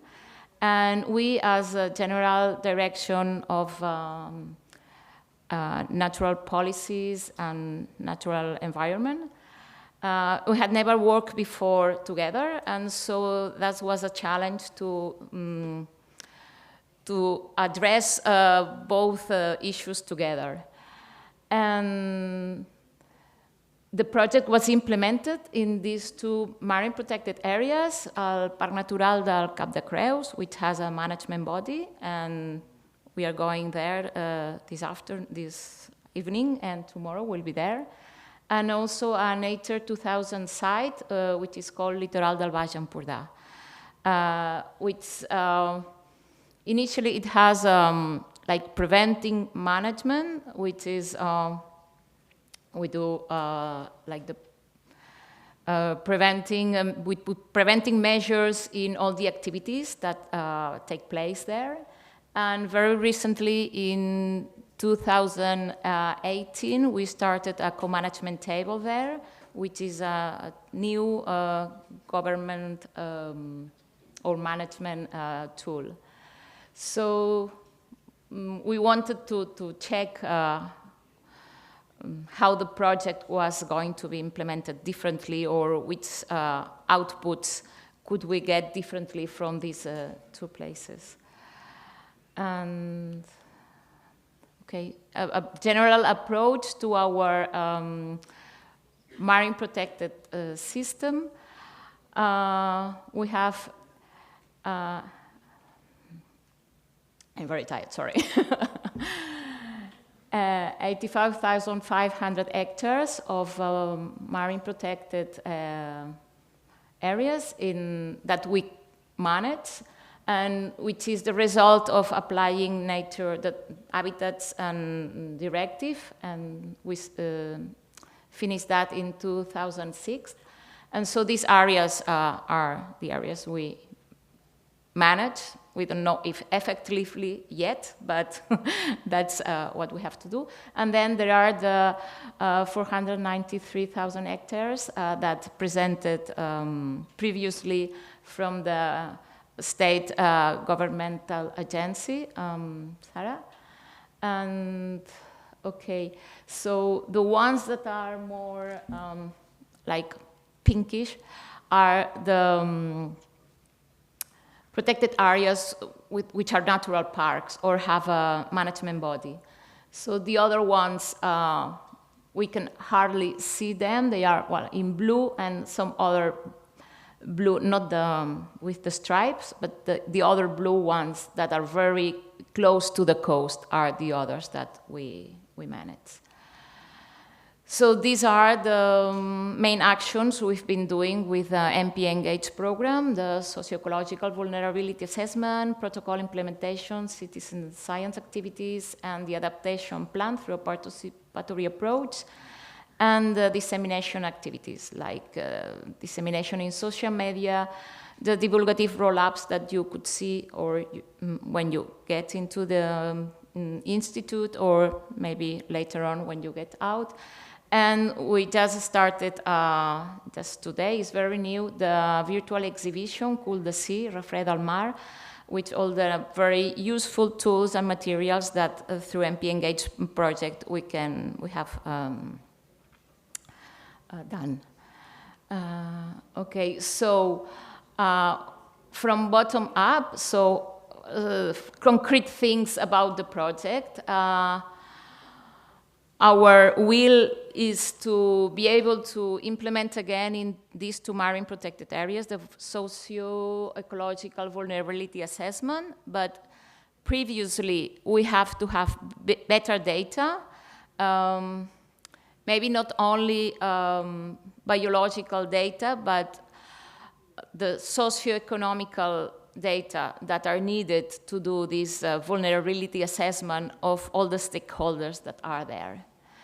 And then regarding to protocols, monitoring, biodiversity monitoring had been taken place in Cap de Creus, I don't know, for maybe more than 15 years, and this has been very useful in implementing the project. And on the contrary, on Litoral del Baix Empordà, nothing had been done. It's only a Nature 2000 site. Well, I mean, not only, we don't have a management body, sorry. So these are the difficulties. There was no monitoring. So that was like the first time. And now we have a like a pluriannual contract to monitor all Nature 2000 sites in Catalonia at least once every 4 years, which is the length of this pluriannual contract. I mean, this is not the best, but is a starting point. Okay. And also in citizen science, we have done a lot on the terrestrial part, and in the marine areas, it has been a bottom up. It means that lots of organizations, the last, I don't know, 10 years have started different kinds of projects. But this project has been like the excuse for us to really commit ourselves to start implementing citizen science in the marine areas. And about adaptation plans measures, those that were shown up in Parc Natural del Cap de Creus will be added to the PRUC, which is the management plan that is currently under a participatory project and under redactation. And most of them are quite similar, if not the same, but that means that these adaptation, climate change adaptation measures are going to reinforce the previous ones. And in Litoral del Baix Empordà, we work in the annual action plans, so the measures that were proposed there by all the stakeholders, the most relevant and the ones that will be agreed will be included in the action plan. So I already told you about the raising awareness activities. And regarding to general policies, as Salvador said before, this has been a big opportunity to reinforce both strategies, the Catalan strategy of climate adaptation that we hope is going to be approved this July, and as well in the natural heritage and biodiversity Catalan strategy. In its review, they will be added new climate change adaptation measures. And to end up, about recommendations, we have been working these 2 days in Palma. And so I just want to point out, as Sarah, I think the first speaker, that people is very needed. I mean, all this can be done only with, it's not personal resources. I mean, it's people with motivation, with hopes and frustrations. And so we need these, people are active hosts, so it's the ones that do things. And sometimes the conditions they are working with are not the best. So for me, that is, for us, this is very important because that means to have multidisciplinary teams, not multitasking people that have to do everything. And this is very important. And not only biologists or environmentalists or oceanographers, we also need lawyers, journalists, mass media, people that do all the procedures, that without that we cannot do anything, and maybe psychologists as well to hold us during these changing times. And I could say more things, but I think that we will have time later. Thank you very much.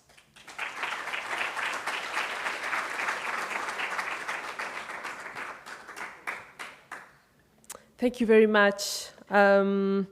Yes, so the good news is that we have only one step more to the coffee breaks. So let's do it. And then we can go to the coffee breaks. It was planned to have all the speakers here that are with us, to have the speakers here if you have any question, but now I think we don't have so much time because of the technical issues that we have faced. So maybe we have one last speaker, and then we open the floor to you if you have any questions to the speakers, or on the recommendation, please do not hesitate. But for now, our very last speaker is Mr. Moj Rejdali. Sorry if I pronounced not good. From the Circle of the Mediterranean Parliament for Sustainable Development, the Camp Sud. Mr. Moj, the floor is yours, and then we open to all the participants. Thank you.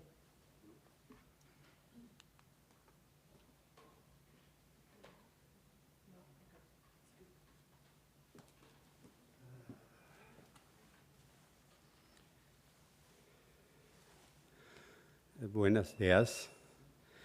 The G should be H. Moh for Mohammed. Yeah, thank you very much. Yeah, it's all right. It's all right. It's written on the paper G. You wouldn't say anything else. Ladies and gentlemen, esteemed audience, it is my pleasure in my quality as the chairperson of COMPSUD, the Circle of Mediterranean Parliamentarians for Sustainable Development, to be with you here in the homeland and the home city of the Barcelona Convention in Barcelona. I would first like to thank the organizers for their warm and hospitable welcome, and of course special thanks are to the Mediterranean Information Office, who has given me this opportunity to be with you here by inviting me to this event. COMPSUD, which is the Circle of the Mediterranean Parliamentarians, programs go in line with the Convention of Barcelona, and of course, with its declarations. I think my talk will be very, I hope, concise and precise, so that not to be too long, and will be in about 5 points. First, the Mediterranean is no doubt a real and almost unique reservoir of biodiversity, faunistic or floristic, and even it is famous and well known for its rich and diverse and valuable heritage, and of course cultural heritage. It is also very well known for its high faunistic and floristic endemism. The preservation, of course, of this wealth is, and natural capital is, of course, a must for all, with all costs that it could need. And it is the duty of all of us. The second thing is that we all know that the many degradation factors are causing real concern and putting our resources under very hard threat, making the whole region at risk of maybe irreparable damage. And this, of course, amongst these factors, which are, of course, many, we can cite the climatic change, the overexploitation of natural resources, the marine, air, and terrestrial pollution, as well as nowadays the expected decrease of rainfall, which will be by the end of this century 20% decrease, as well as, of course, the decrease in the average weight of fisheries, which is estimated to be by the end of this century 50% decrease of the average weight. This, of course, is leading to forest diebacks, land degradation, many species extinction, and other consequences. The third thing is that we all agree and all convinced that rapid and efficient Measures have to be taken sooner and not later to stop this disaster. However, despite the goodwill that all we have, strong commitments are needed from all the stakeholders.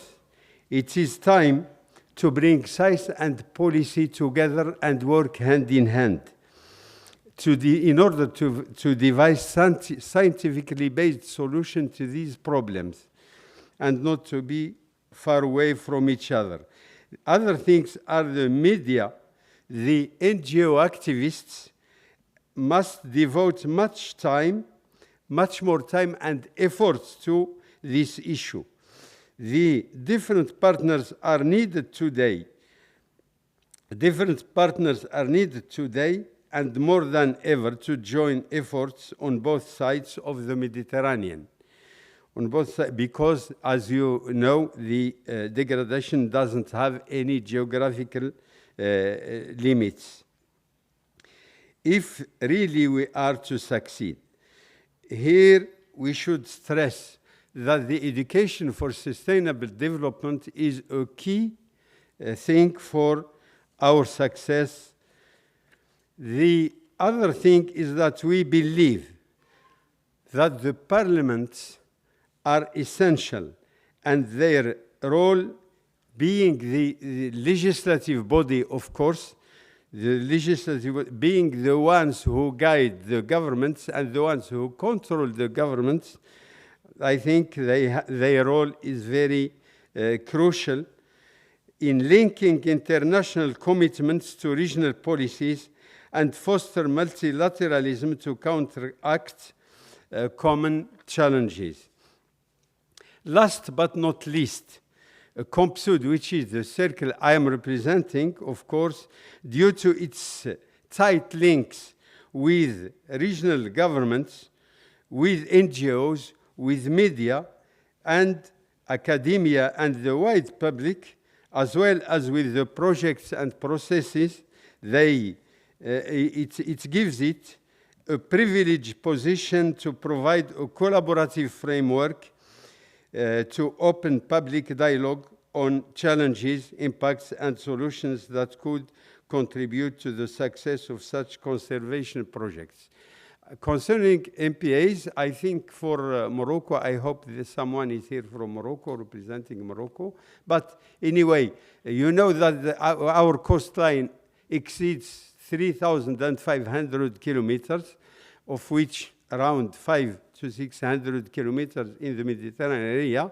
Many efforts have been done, and especially I can cite in the Mediterranean region the National Park of Al Husayma in the north, which is about 60,000 hectares, of which 20,000 are marine, is a marine area, and which is now classified with the help, of course, of the UNEP map and other and projects funded by the EU.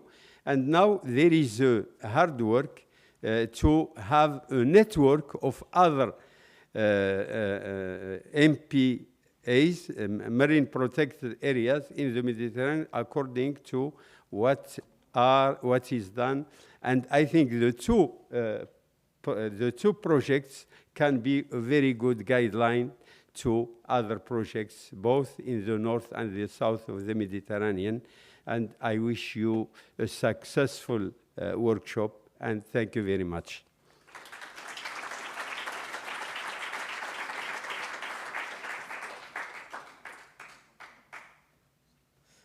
Merci beaucoup aussi, Mohamed Rjdaili. Thank you very much for your intervention. And that was our last speaker in this session.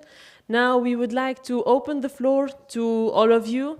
If you have any specific questions for the speakers that are here with us or online, or if you have any specific comments on the recommendations presented by Tommy and Suzanne, please do not hesitate.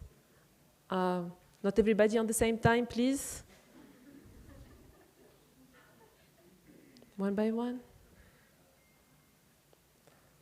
So I think our speakers, they already, okay, so Fenia, let's start with Fenia, it's here. Thank you. Hello, everybody. Thank you again, the project teams of these two great projects for this joint event, and well, a quite innovative session in European cooperation projects to have this session from technical outputs to recommendations for decision-making process. I think this is a good practice to renew. So I'm Fenia Mara. I'm working in the French Biodiversity Agency in the direction of international relations.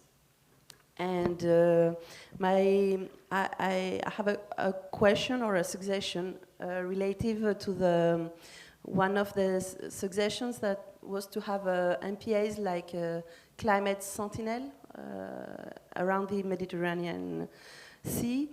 And I wanted to ask you if there are, well, if you, maybe with support from MedPan, if we could identify what are the MPAs that need to renew their management plans in the next months, years, and or if we have already some existing MPAs with management plans that include management measures relative to the challenges of climate change, and see if they renew or if there are existing measures, how they could work together, and maybe thanks to the renewal of the management plans, have this climate connectivity to be these sentinels, so to include it already at this programmatic document.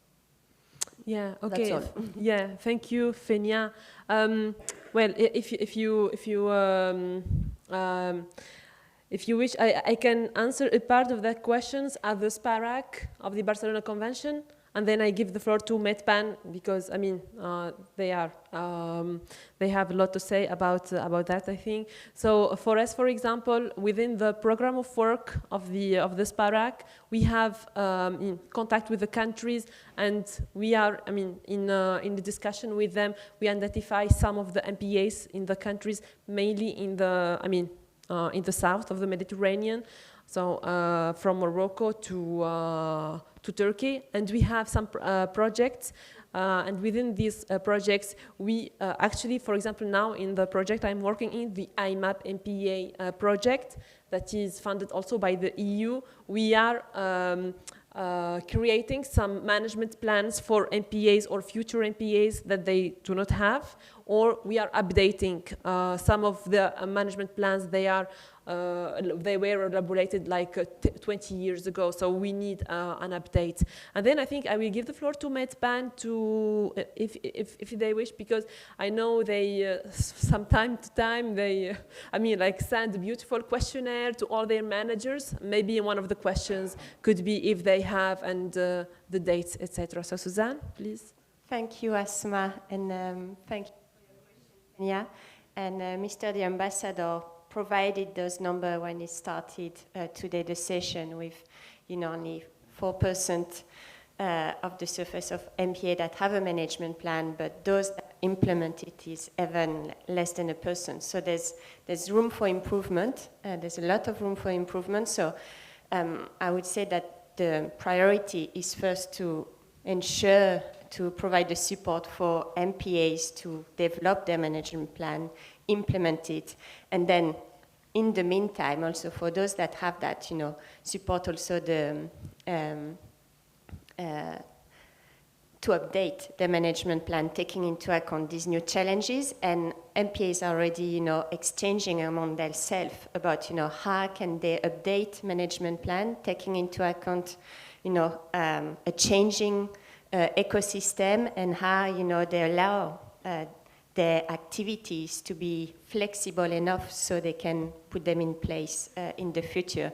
So I would say that this year we've got an annual workshop in MedPan on management effectiveness, and I think that will be a key topic for manager to exchange. So I don't have a specific number to give you about which one are the one about to update the management plan. But they all are, like among, like, you management plan sometimes is, updated every 5 years, sometimes every 10 years. But as I say, many don't even have one. So it's a constant process, but how to take into account these new challenges is key for the future. Yeah, thank you, Suzanne. Tommy, I don't know if you would like to answer or you have another point also. So Tommy is here. So thank you very much. Yeah, just a reflection perhaps also from the point of view of the NGO, the Federation of NGOs that I'm representing. I think that no one will disagree that the recommendations that were put forward in the morning are really valid and they really need to be implemented. And of course, the major challenge is that, as it was pointed out again from in the morning, is the question how to establish the connections between the science and the policy and the society at large, so how to strengthen this interface.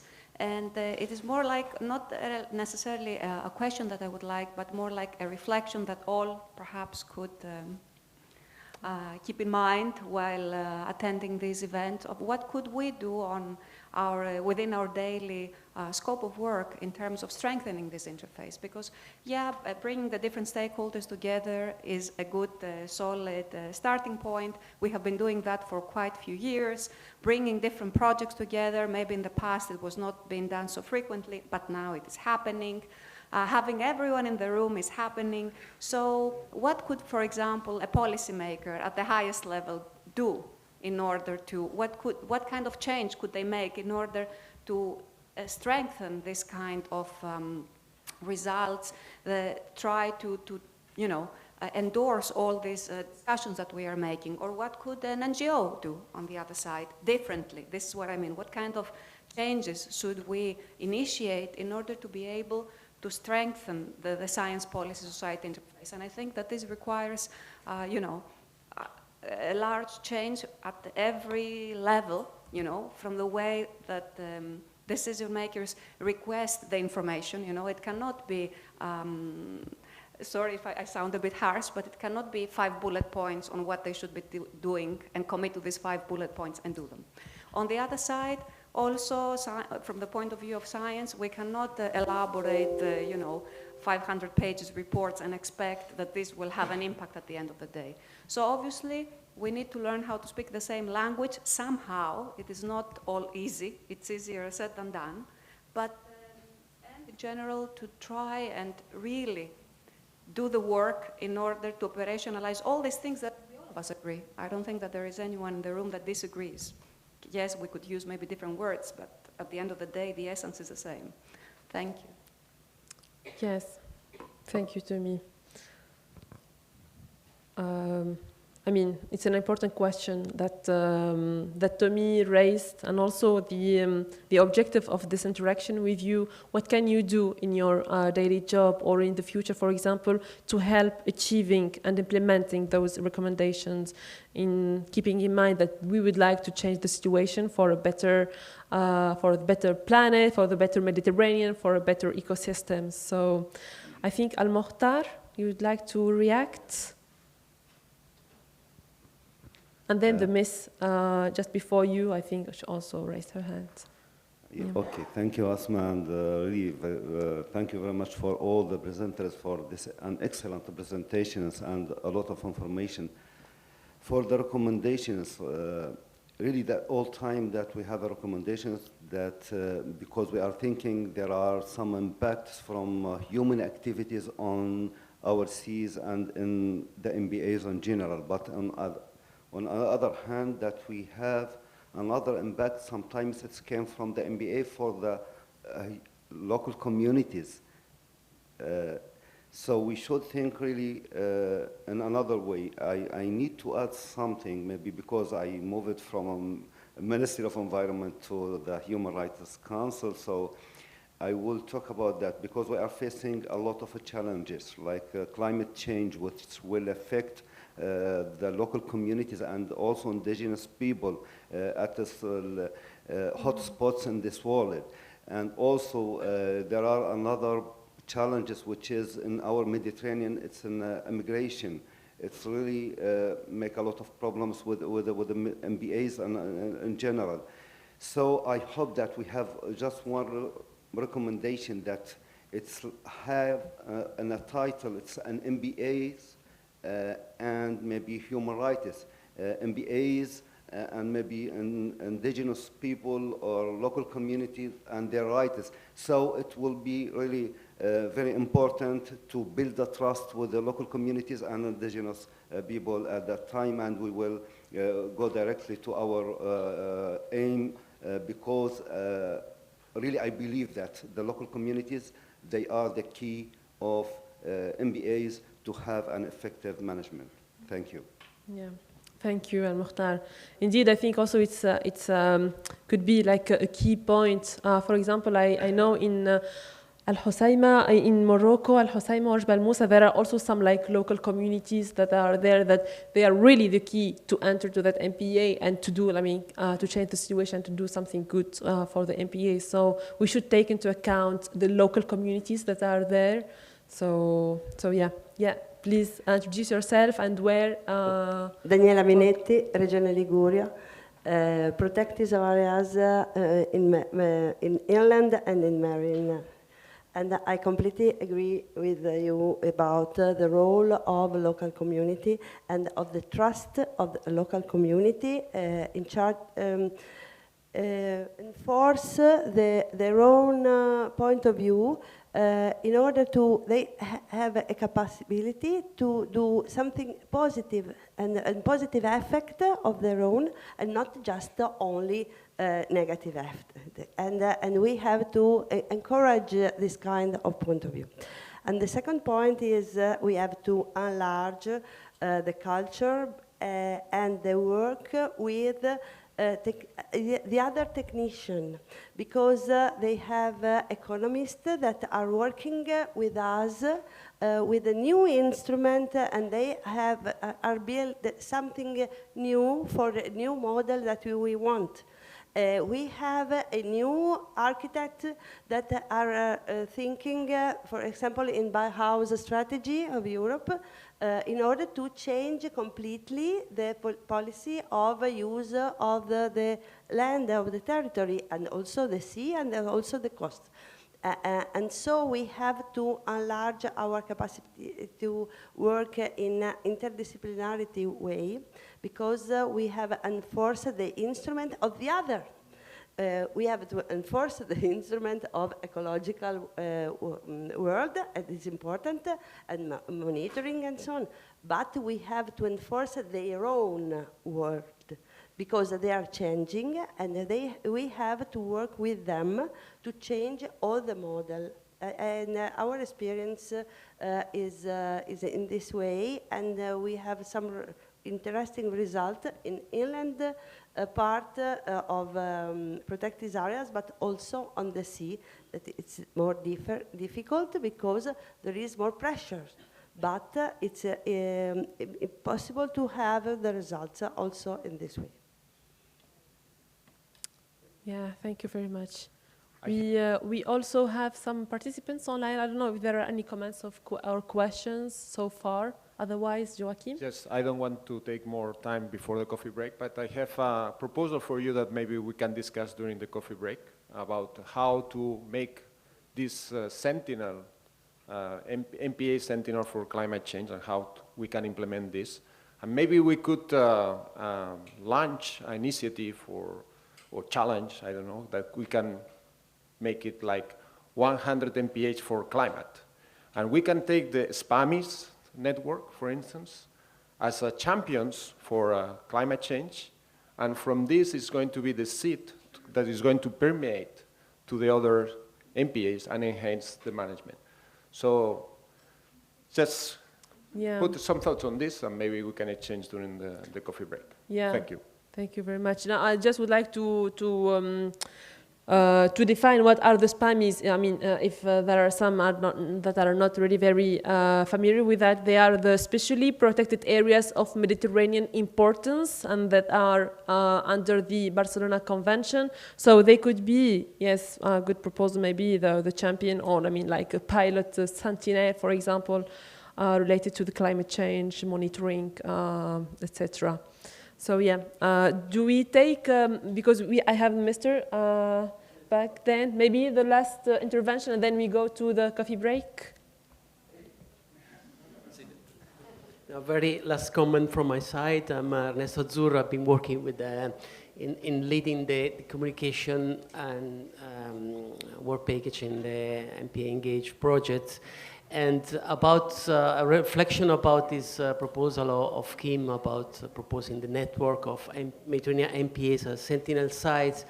Of course, this can have a profound meaning for single MPAs, but I think that this could be also important to raise the voice of MPAs. In our experience, many Mediterranean MPAs, they don't speak very much about the problems they're having. And we know that some problems that Mediterranean MPAs are having can be, in a way, managed at the local level through adaptation, mitigation, but we have to recognize, and we have to be honest in this, that other parts of the problem, especially things like climate change, cannot really be solved, cannot be really be, they're not really comprehensive adaptation measures. So the only thing that MPA can do is to raise their voices to promote a kind of political change. So the limits will be out of the MPAs. And altogether, the MPAs raising their voices, monitoring and explaining what is going on in the Mediterranean can really reach a higher level of policy and have a chance to promote this change in the economical system, the change that everybody, all the citizens, all the world it's waiting for. So that was the kind of last reflection from my side. Thanks. Yeah, thank you very much. I think now we can close the session and go to the coffee break. Thank you very much for all of you for your attention, for your contribution, and see you in 30 minutes. Thank you. But also amplifying all the recommendations and all the results also achieve at the benefit of the entire Mediterranean basin. So even the program itself, the Interreg Med, as we are talking of it specifically today, it's, let's say, since this year, this also series of ongoing calls opening more and more directly, if not all, I would say even requesting the participation of the Southern Med countries as a stable component of the future activities. This is to say that the work up to now has been focusing a lot on piloting. We have to move from piloting to a critical Mediterranean mass. And this is actually what we are doing, indeed, even today, all together. So this session, as it was announced, it's on financing. We have some intervenants online and some other actually with us here today. We will start actually with the colleagues online, and it's my pleasure, before going to the presentation itself, to start the session with a short video, as we had before, which is on MPA's trade-off. So the video to start with.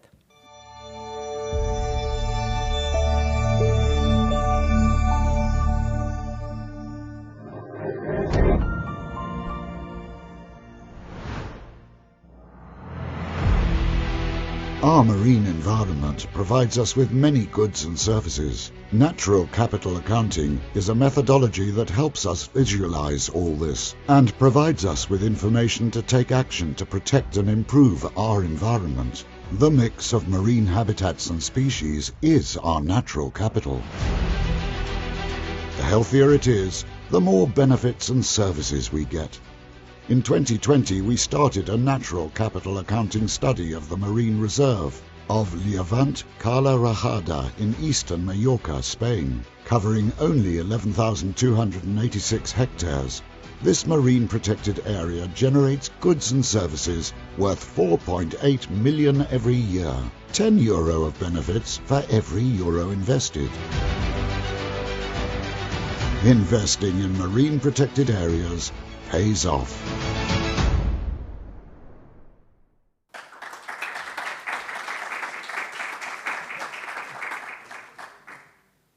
Thank you. Definitely very, very inspiring and a very nice introduction, actually, to the recommendations that distilling, indeed, the very first set of points and reflection that were collected for the white paper were finally presented and are ready, actually, to be presented here. Carol, the floor is yours.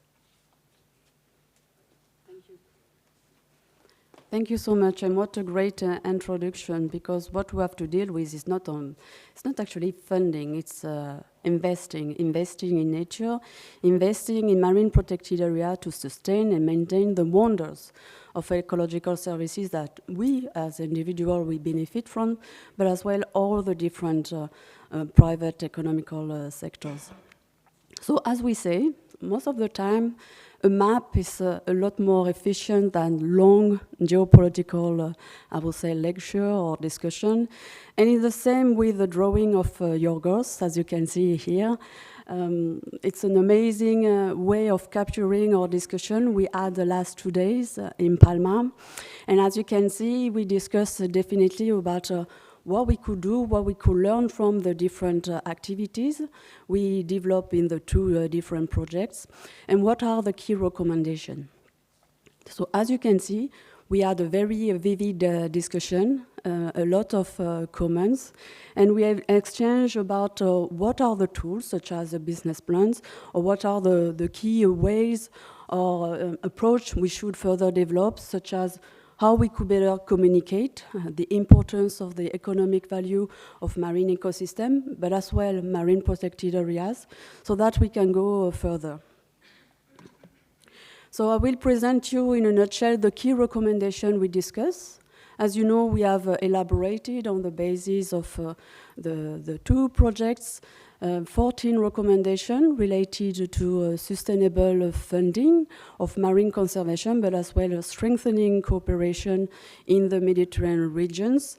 And as it was highlighted already this morning, particularly by Mr. the Ambassador, there is an important funding gap. So how we can tackle this challenge and how we can work together, because when it comes to funding, it's not only about money, it's related about the legal framework, the tax framework, the fees frameworks, and how the different stakeholders could contribute to the sustainable management and conservation of marine protected areas.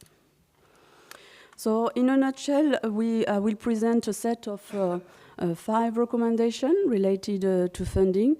And the first one is definitely echoing the short movie, how we should go further, how we could promote and support the need of a harmonized economic analysis of the entire Mediterranean MPA network. And this for the sake of consolidating the economic value of marine conservation efforts, to show these important figures to decision makers, to the economic sectors, and this highlighting very, in a, I would say, accurate way, the additionality of marine protection efforts. The MPAs are acknowledged at the international level as key tool for marine conservation, but they are actually key tool for sustainable development. As we can understand, they are providing huge support for maintaining these ecosystem services.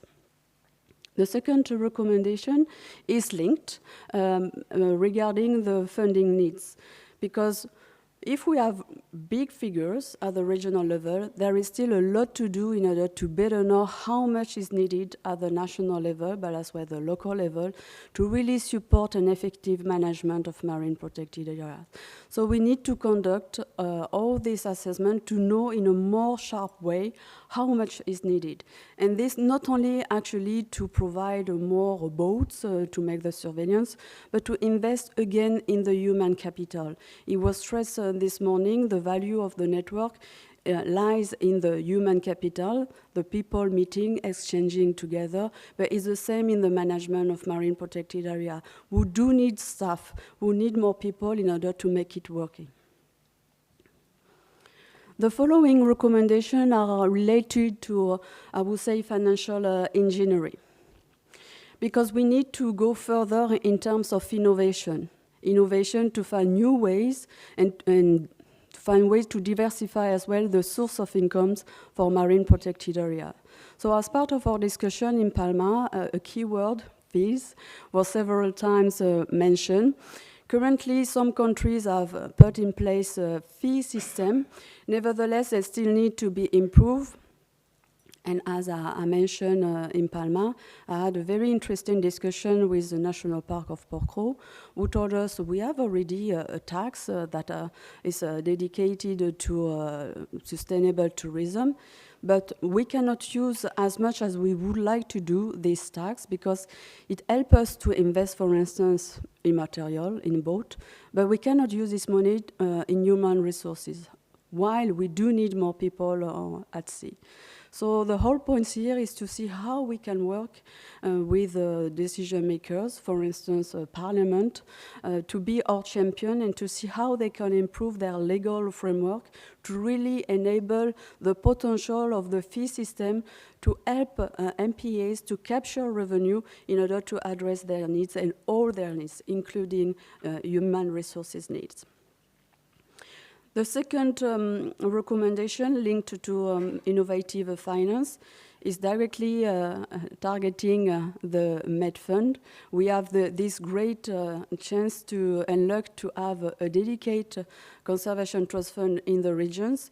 Nevertheless, we have to support it in order to grow and to help it to further support all the marine protected areas in the regions. So as part of the discussion we had, maybe one way to explore could be to see how within the Med Fund we could create funding windows targeting countries to help these countries to benefit more easily and better from the support of the Med Fund. And this, again, in order really to address the funding gap, not only at the whole regional level, but between the north and the south as well. And the last financial recommendation is still about the Med Fund, but again, regarding how we could diversify its source of revenue and how we could further help the Med Funds to investigate in international revenue capture. There are many examples throughout the world, so I think that it's time now with the regional organization to think about how the Med Fund could get advantage of shipping fees, for instance, port fees, aquarium fees, tourism fees, in order to really replenish its resources and then further support marine protected areas in the region. So you can see here in World Cloud the key tools we have been promoting, discussing, debating, and we should work more in the coming years hand in hand in order really to see how we could catalyze this sustainable financing for MPAs. The other important I would say, dimension of our key message is to definitely foster the networking and the regional cooperation for marine conservation in the Mediterranean Sea. Clearly, during our last 2 days, the importance of networking has been highlighted, the value of being able to meet, to share, to exchange between peers has been underlined, and it is something that we need to keep in mind in our, I would say, roadmap or action plan in the coming years. So it's not a surprise if the first recommendation is to support an increased cooperation, both north-south, but as well as south-south, and between governmental and non-governmental organizations, and these are all levels. The former roundtable again raised the importance of having, I would say, a cross-sectorial approach, an interdisciplinary approach in our actions. So here again, we need to break the silos, as Puri was mentioning this morning, to have a less top-down approach, but really enabling the dialogue and exploring the virtue of exchanging between different areas of work and stakeholders. The second recommendation is related of, again, this importance to bring communities of practice together, the one for marine conservation with MPA's manager and the network, and those from other stakeholders, other sectors, so that, again, we can see how we can work hand in hand to support an effective management of the marine protected area, and thus an effective marine conservation for the benefit of the other economical sectors. And the last but not the least, it's about supporting this transnational experience, sharing technical exchanges, again, not only among ourselves, not only among the marine conservation community, but between MPA managers, local authorities, municipalities, sub-regional authorities, scientists, NGOs, economic sectors, even prosecutors, and I'm very happy that next week there will be exchange at the Mediterranean level between prosecutors to discuss how they can better tackle the question of nature crimes or infraction. So I think we need to bring again together the different communities of practice so that together they can again voice the key challenge, but as well the solution as we do today in order to empower the decision maker to take the right decision and to have a bold, I would say, ambition for the coming years. So thank you. And I want to show again a nice drawing from Yorgos that has been nicely capturing our exchange. And you can see that definitely the question of networking between networks came quite clearly during our discussion. And I will let the floor to Alessandra to let the discussion continuing. Thank you. Thank you, Carol, for summing up actually the recommendation and actually giving these inspiring words. I think the three sets were particularly important and will be, of course, digged in also by the speakers during the upcoming interventions. So definitely the change even in the fiscal system, which is something crucial, of course, even of the overall green circular economy transition, are there, specifically discussing that here it would be very relevant. The Med Fund is a very good example at many different, let's say, levels, regionally, locally, and internationally. And maybe we can also say that the Mediterranean is a laboratory and has been a laboratory. And we are becoming more and more conscious of how, despite all the negative, let's say, news that we heard this morning also, I mean, at start, which are actually the difficulties that the region as such is encountering, the community is getting closer and closer. So this is going to be actually our lever for future action. Let me now give the floor to Curzio Cervelli, the coordinator of the Joint Secretariat of the Interreg Med. Curzio, very good to see you online. Good morning. Ciao. So the floor is yours, and you have around 5 minutes. Looking forward to hear from you. Yes. Thank you very much, Alessandra. Dear colleagues, well, first of all, I would like to congratulate all for the work realized during those years. I think that your projects both are really the example for translating the philosophy of the Interreg Med in a reality. So you know very well altogether that we are pushing for synergies and common projects, common outputs, common platforms for a long time ago, and you realize that dream, and you had the capacity also to interact as well with the biodiversity thematic community and also the strategic projects as well. So it's a pleasure for me to be reassured that this is possible. But I would like to restart from a very interesting question I had the possibility to hear at the end of the previous session, how to go farther than the scientific level. This is our main concern. And you know that we are trying to operate in that sense also for the future. Alessandra Sensi is there. She can testimony that we are working on a strict relationships with the Union for the Mediterranean to try to be much more effective also at the political level.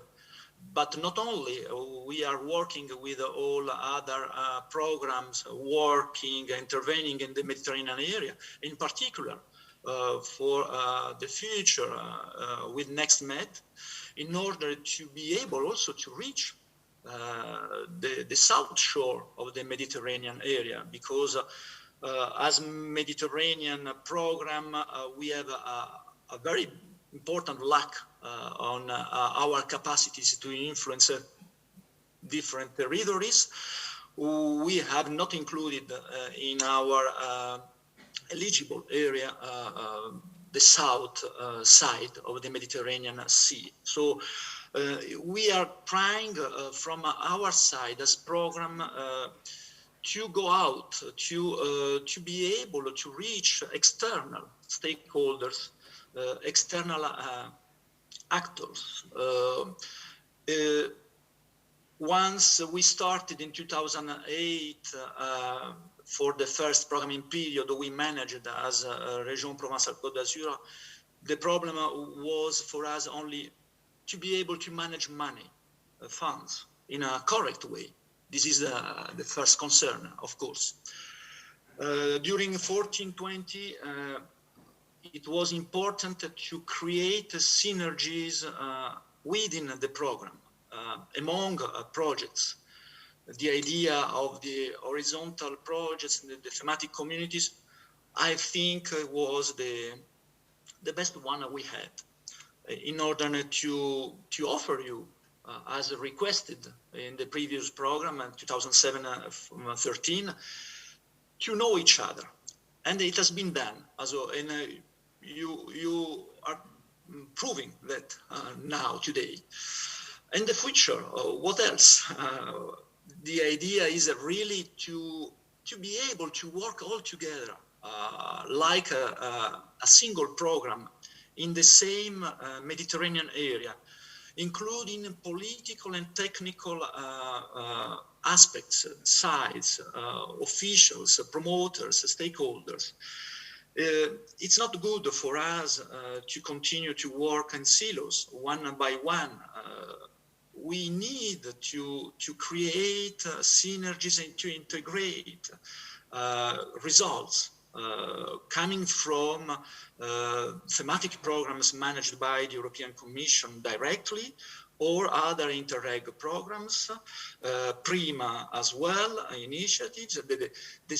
The only macro-regional strategies we have in the Mediterranean area, the Adriatic and the Ionian one, but also the West Med initiatives, thinking about the possibility to involve, I don't know really how, the eastern side of the Mediterranean area.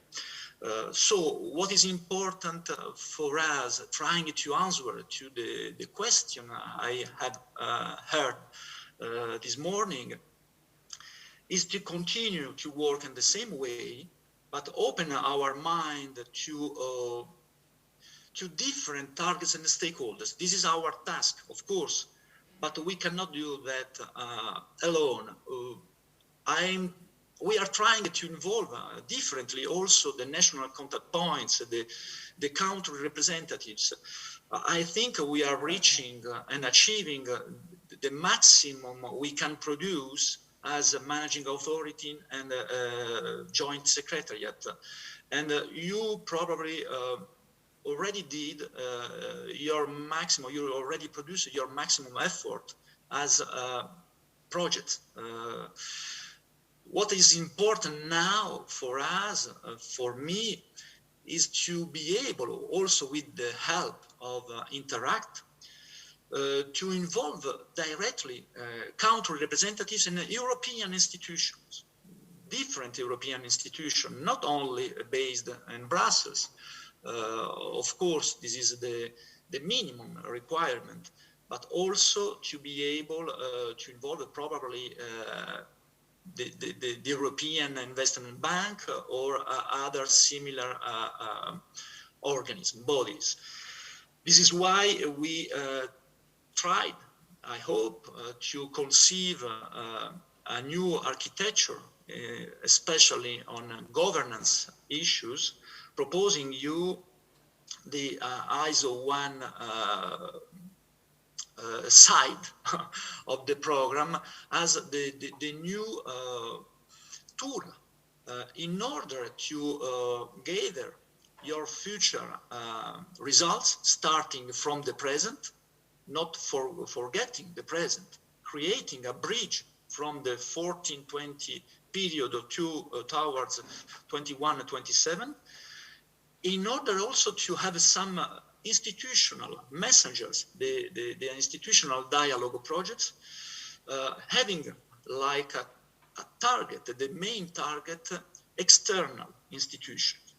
Because for us, at the moment, what is the main lack we have is to be able to be in touch with the external institution.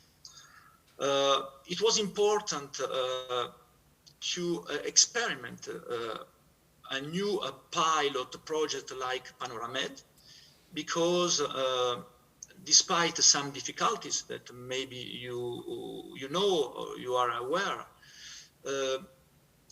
we have been recognized. We have been recognized across all the Mediterranean area and in Brussels as well. And I hope that we now have a trustable visit card for our external stakeholders. But of course, this is the end of my speeching. Of course, we will continue to need your results, because without results, we cannot transfer anything. So I hope you will have the opportunity to continue in the new programming period, taking on board the experience and the results already achieved, and to integrate as is expected by our future architecture, the new ISO 1 dimension. Thank you very much.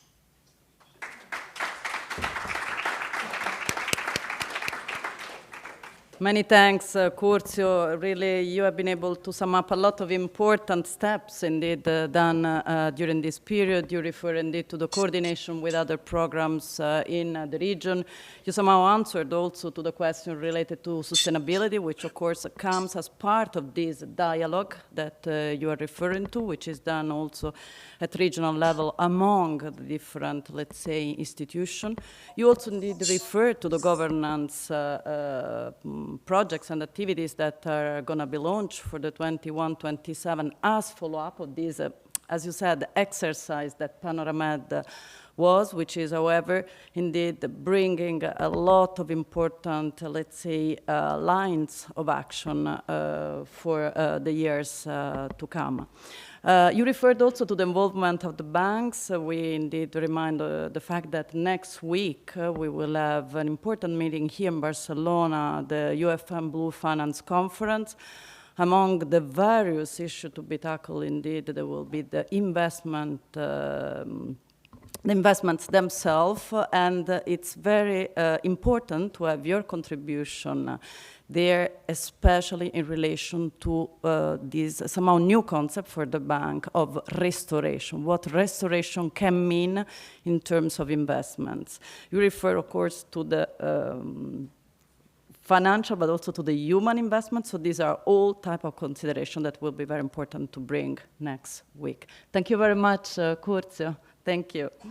We will now move to the next speaker, Jérôme Petit from the Piu Bertarelli Foundation. So Jérôme, you are on the screen and you have the floor. Hello, buenos dias, bonjour. My name is Jérôme Petit. I work for the Piu Charitable Trust on the program named Piu Bertarelli Ocean Legacy. I think there is a mic on, so there is a very strange sound behind. I will try to continue. So today I would like to present you our Piu Bertarelli program and the new initiative we are starting in the Mediterranean region. So I would like first of all to thank the organizers to give us the opportunity to present this work, and in particular the MedPan team and all the estimated talks and guests who gave us very inspiring presentations this morning.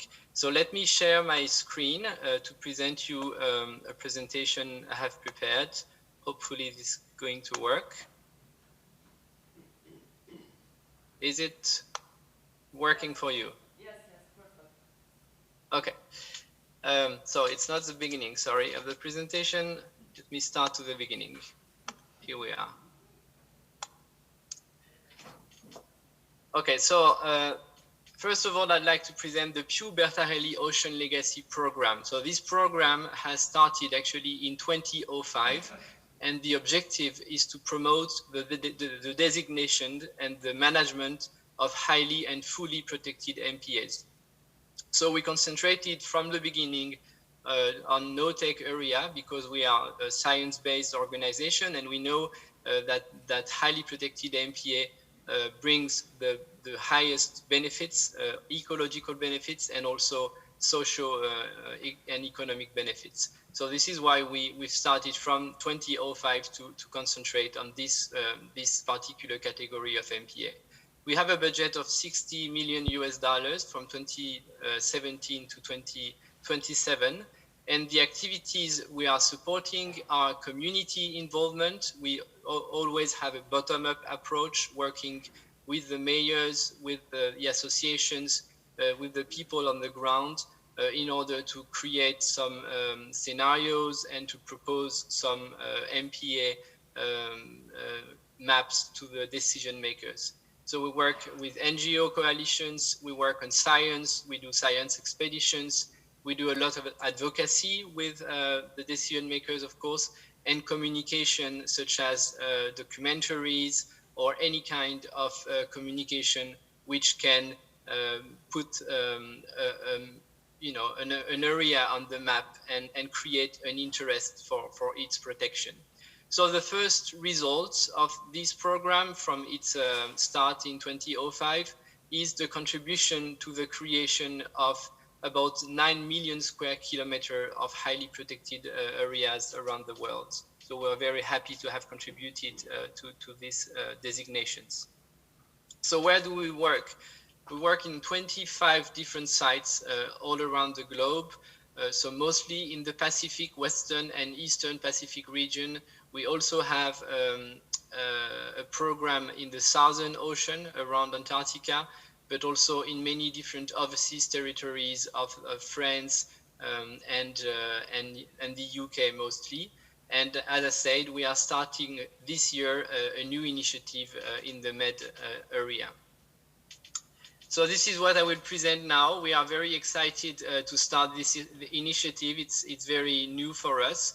The objective of our initiative in the Mediterranean is still to promote the designation of highly and fully protected areas, because this is really the DNA of our program, and we've read in all the roadmaps and white papers and recommendations from the local stakeholders that there is clearly a need for this, and there were also a lot of commitments that were made at the Barcelona level, at the European level, but also at national levels. So we think it's a good moment to start invest in this area in particular.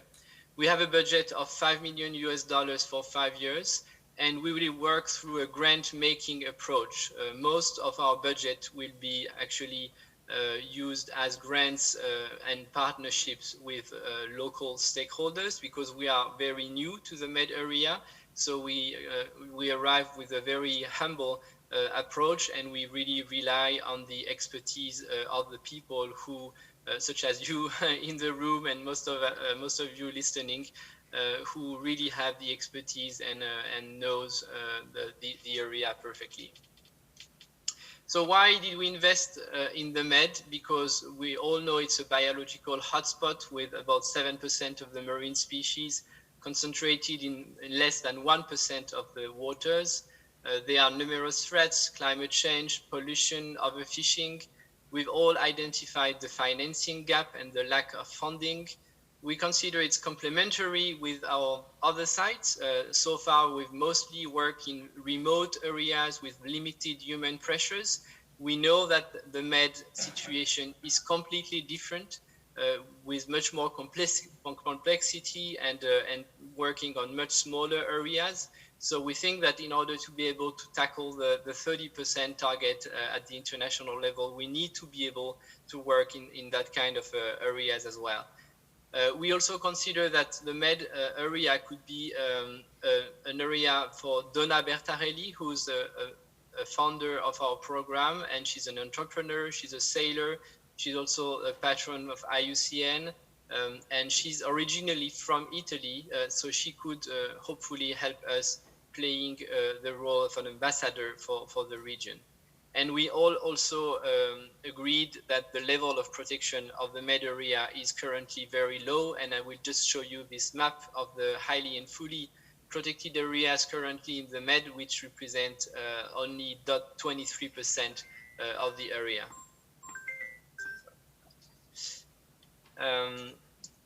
So our strategy in the Med is to, as I said, concentrate on highly protected areas.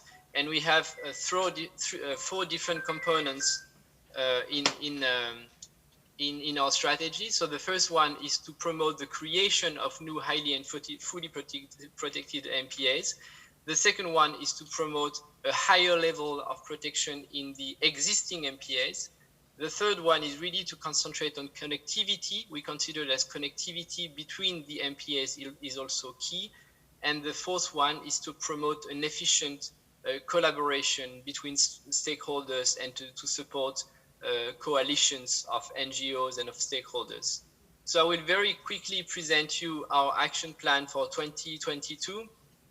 And I will start with the first component of our strategy, which is promote new MPAs, as I said.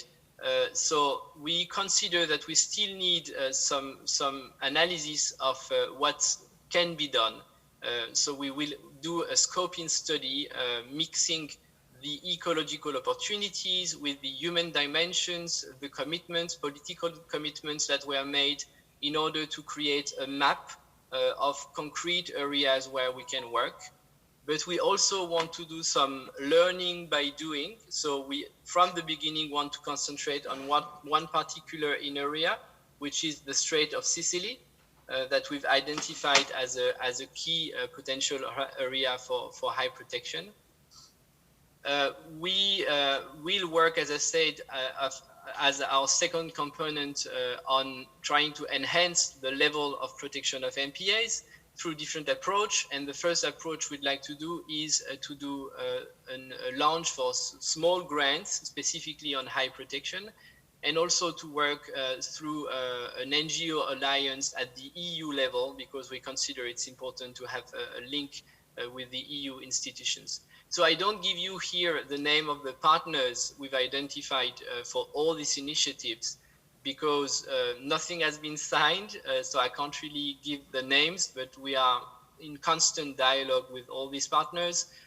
You know most of them, and they are like the usual suspects. and we hope we will be able to sign our partnerships during the summer to start all our activities during the fall. The third component of our strategy was connectivity. So we first want to work on illegal fishing, not only within the MPAs, but also outside of the MPAs, and work through a collective effort on transparency of fishing and through enhanced regulations at the Med level, but also at the national level. We also want to work on fisheries restricted areas, FRAs, which we consider are a very efficient tool for protection, and we want to support a network of FRAs in the Med. And last component, coalition of stakeholders. We want to support several coalitions that are already existing and try to find complementarity between these different coalitions and to have a collective effort on high protection, in particular in the region, through different strategy sessions, different workshops, knowledge exchanges, etc. So this is the end of the presentation. Thank you very much for your attention, and I hope I will be able to meet all of you next time not virtually. Exactly, thank you.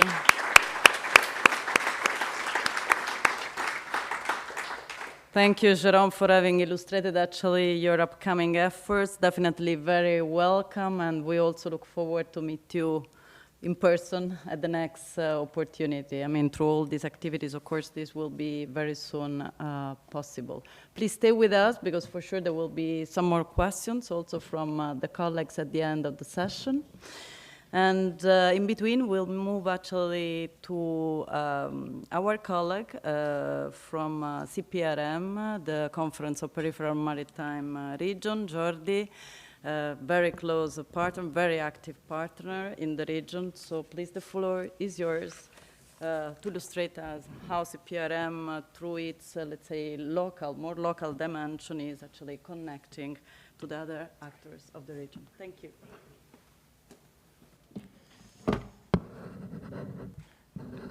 Well, thank you very much for this kind invitation. I'm Jordi Juarez. I am project officer at the Conference of Peripheral and Maritime Regions of Europe, or the CPMR for shorten. I am project officer here. So the CPMR brings together about 150 regions from the European Union states and beyond.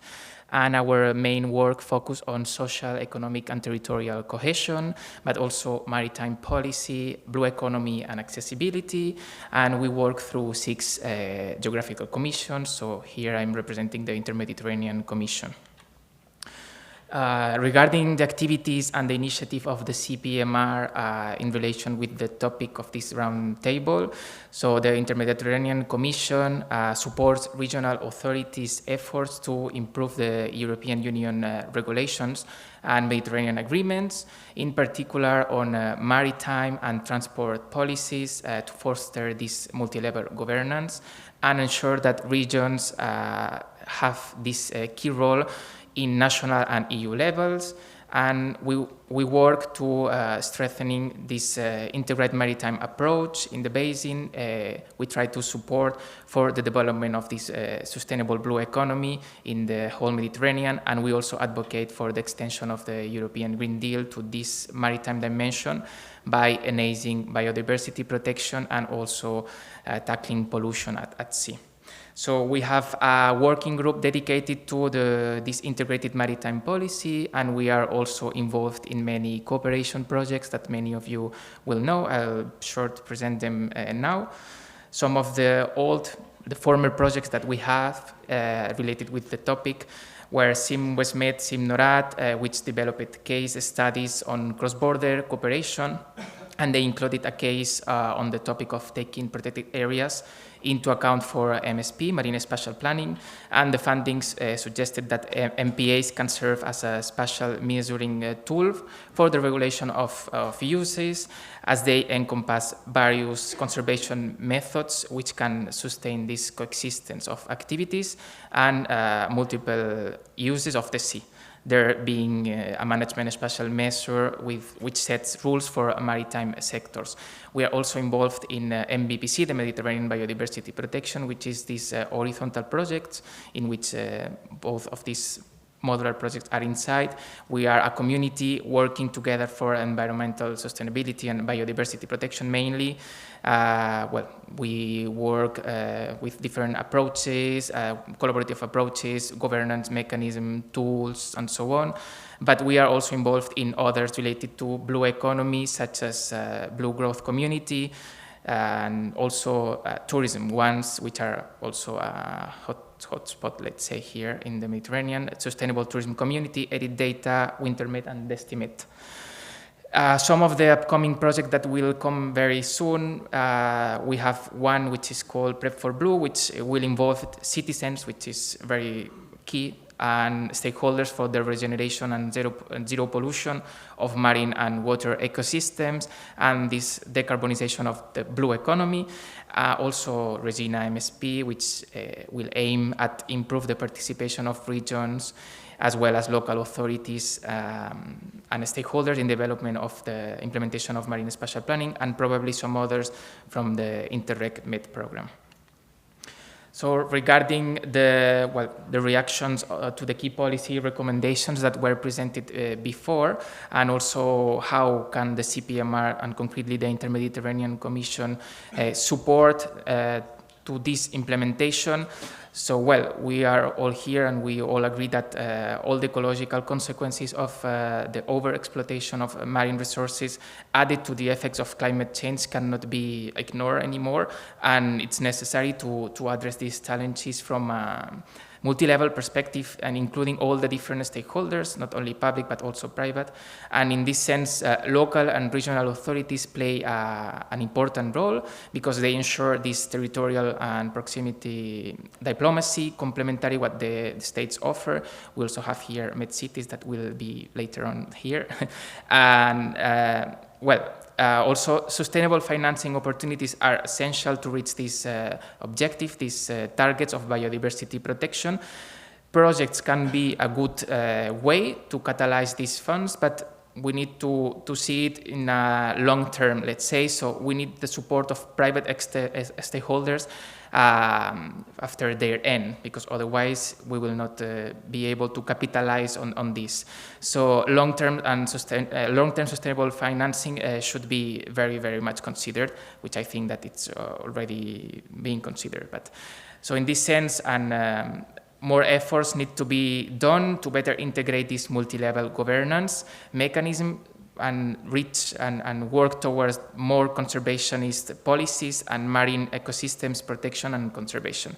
So from the CPMR, what we can do is we can bring our regions, our member regions, and I think that we can work on advocacy activities, we can exchange best practices and spread the news, spread what has been done.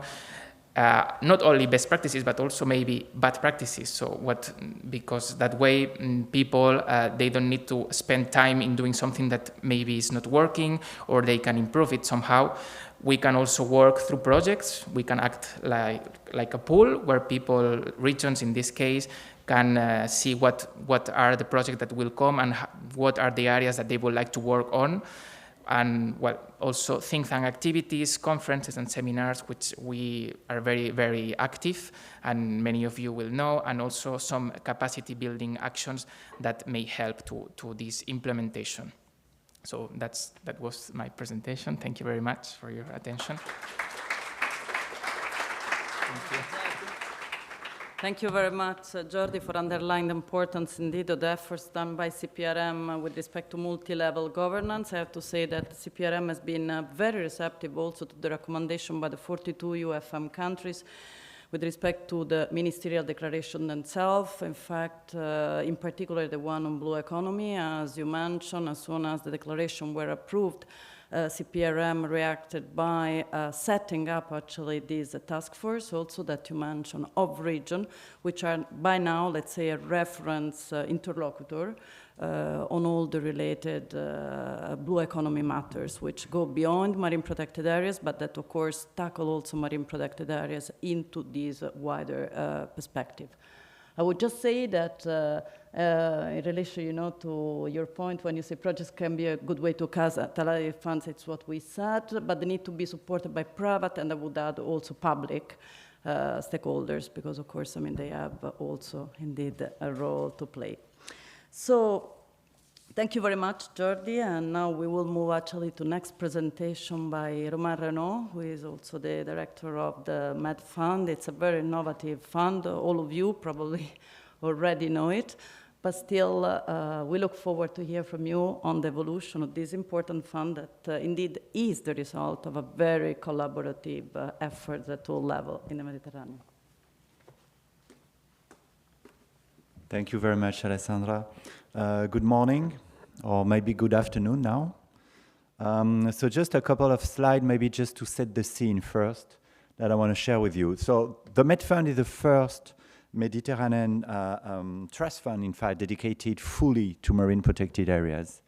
And before explaining what is it, maybe I want to have a challenge altogether, because this morning we had an introduction by the ambassador, and you were saying that you were a little bit depressed, right? So let's turn the ambassador into an optimistic ambassador, right, at the end of these sessions, so that you can advocate for more MPA and more effective MPA and for marine conservation. Because science shows us actually that marine protected areas are a powerful tool. Not only they preserve biodiversity, and we saw that this morning, they do also act as climate change mitigators, and they do also enables us to adapt to the climate change issues by protecting our coastline. And they support blue economy activities, as we mentioned this morning, such as sustainable fisheries or even the tourism, sustainable tourism industry. But they can deliver all those benefits, ecological benefits, socio-economic benefits, if they are sustainably and effectively managed. And to do so, they need sustainable funding, which is the core of all organizations. And this is the reason why a few years ago, 3 countries, Monaco, Tunisia, and France, they joined forces and have decided to create a sustainable funding mechanism, which is called the trust, which is called now the Med Fund. So just on this slide, which is interesting in the governance of the Med Fund, it brings together states, but also civil society. In our board, we have representative of the 3 countries, 3 founders countries, Monaco, Tunisia, and France. But on board also with us, we have the SPARAC, we have the MedPan, who is also joined us in the board. We have IUC and Med. So it's like really, let's say, an approach that brings together states and civil society within one organization. And we received support, as you see here, from many different financial partners, institutional partners such as AFD, FFM, or the GEF, but also philanthropic partners such as the Prince Albert II of Monaco Foundation or the MAVA Foundation. And we were glad to receive labeled for the UPM, highlighting the innovative financial mechanism that we provide to Mediterranean countries. Because the whole idea behind this trust fund is to be sustainable. As it was mentioned previously, we cannot do conservation. We cannot conserve the Mediterranean Sea by jumping from one project to the other one. Because in the meantime, what is happening, we are losing capacity, human capacity, because in between 2 projects, people are leaving the organizations. Sometimes the environment is going backwards. So we need a sustainable funding mechanism. How to do this? And this is what we are actually doing at the Med Fund, is that we raised capital with financial partners, so could be philanthropic, as I said, or institutional partners. Then this capital raised by the Med Fund is invested in financial markets, following a responsible investment policy, and we are using the products and the interest generated by this capital to support local marine protected areas across the Mediterranean region. And once this capital is preserved, this is sustainable because it has to be there for years and years and years. So this is the whole idea between a conservation trust fund.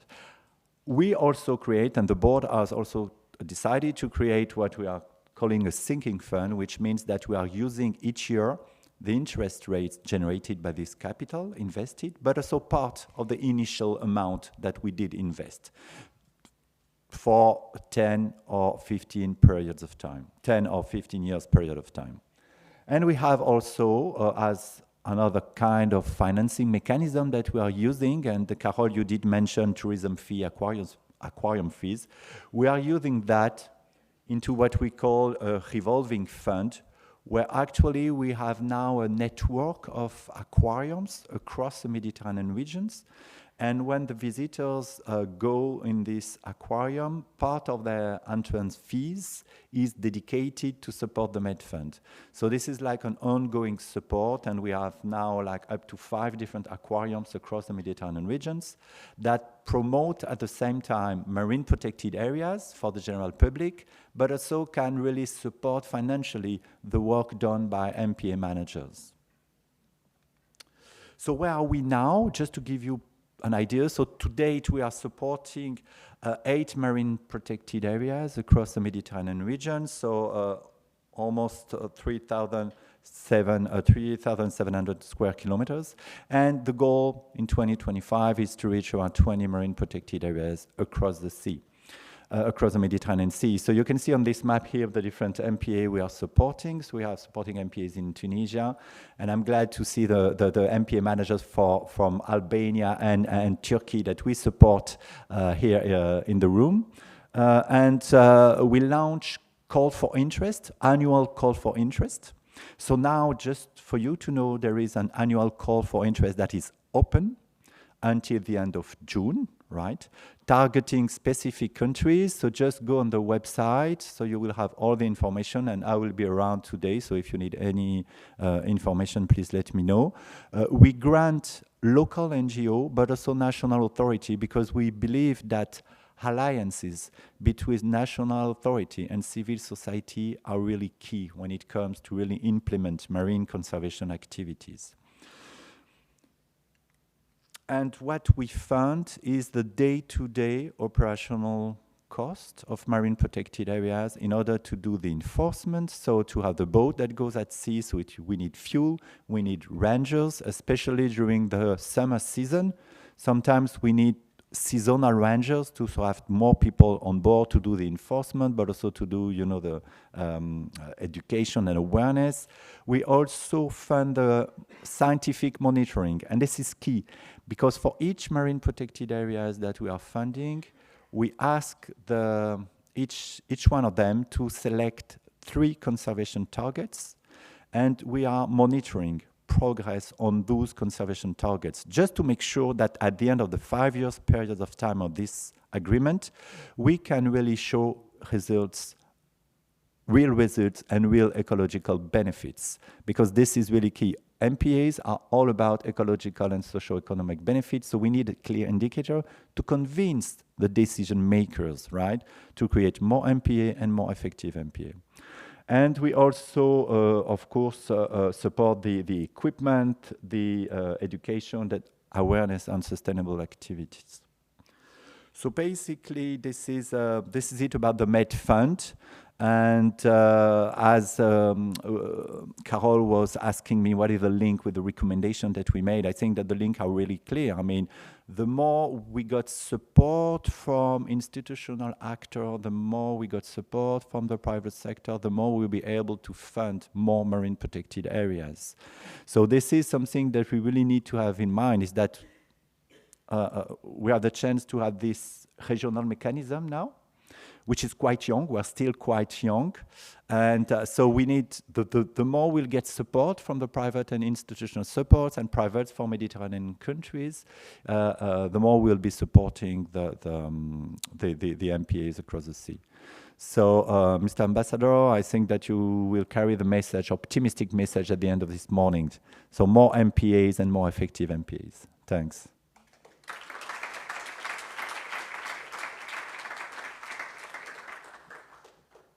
so much, Roman, and maybe we will take up also the session later on for some more questions, also to clarify if a model like this can be also replicated at a local level. You refer to the fact actually that the support to the day-to-day management will be ranging between the 10-15 years, you said, something like that. Because it could be interesting to know what could happen actually for MPAs afterwards. I mean, after this period, how could an MPA be autonomous enough, you know, to run all these also on its own? So this is particularly relevant. So let me now give the floor to Joseph Canals. Joseph, I think almost everybody knows you, so there is not a need really to introduce you, the director of Med Cities. Please, the floor is yours.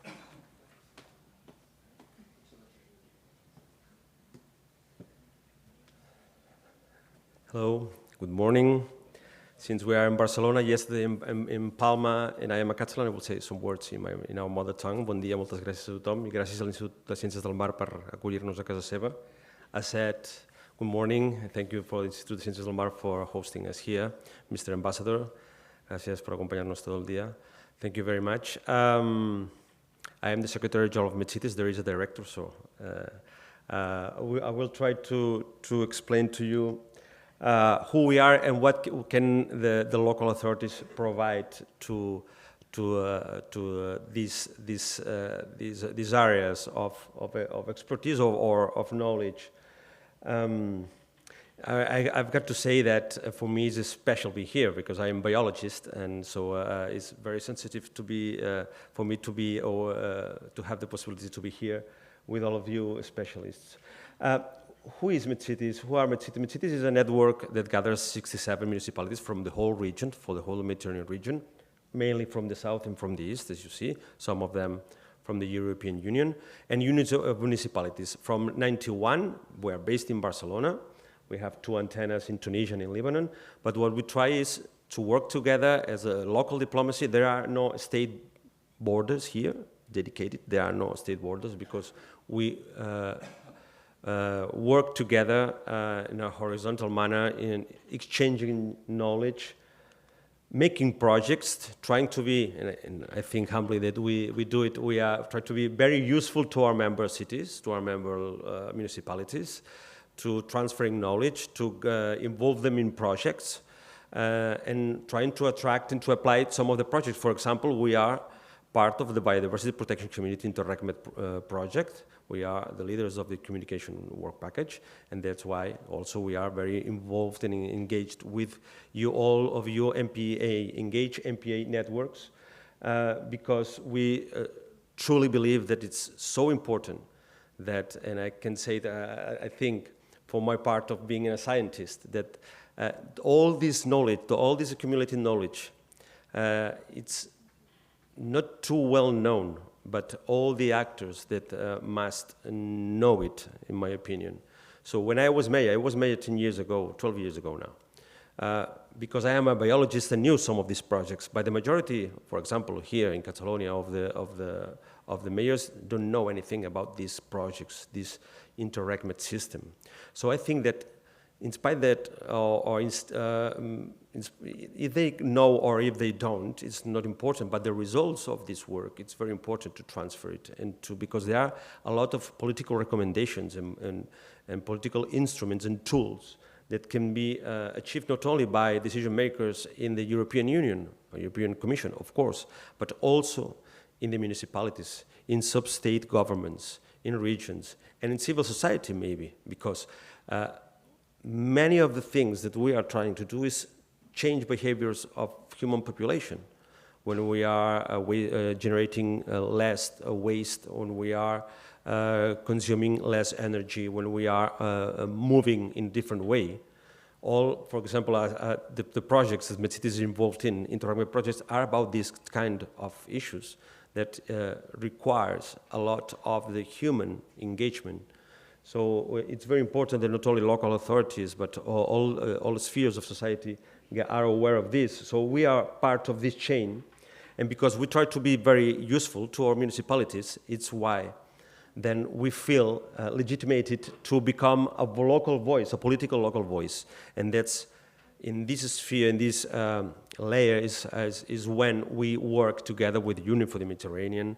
We are part of the Barcelona Convention system, and we are allied, for example, with the Inter-Mediterranean Commission in 2 Euro regions and the Latin Arc, with what we call a network of networks, which is the Mediterranean Cooperation Alliance, that we try to also say to the states that we are an ally, nor a counterpower, of course. We are an ally. We will have to work together, because many of the international agendas that we have together, for example, in the Barcelona Convention system, all the decisions regarding wastewater treatment, regarding waste management, regarding the MPAs, many of them are solved or are increased the problems in cities. So without local authorities, this cannot be tackled. And I tend to be optimistic, but in this area, I'm more like Mr. Ambassador. I think that being realistic is we are far from the objectives that we need to, but this is not an excuse to work, but on the contrary, to work faster. And this is what we think. This is why we think that working together, our members, and with other networks, we can speed up, we can accelerate the changes that we need. So why municipalities in all this thematic? Because we are closer to everything almost. We are closer to the MPAs, we are closer to citizens, to the civil society or the organized civil society. We receive their impacts. The cities create impacts, but also receive the impacts for tourism, for example. So, but also there are good examples of transforming the mobility in the streets or creating new ways of public spaces with nature-based solutions. Barcelona is a very good example of this, for example. And there is a public debate about this. And local authorities can do a lot of this. For example, last week, the Barcelona City Council presented a report on the biodiversity there is here on the coastal belt on the sea, not some kilometers away, but here in front of this very building. And maybe the Institute Ciencias del Mar has been involved in this, I don't know, but I know that you, for example, here want to be more open. So it's very important. There are many things the local authorities can do regarding biodiversity, for example. And we can change, we can raise awareness also on the general public and on the citizens, on our cities.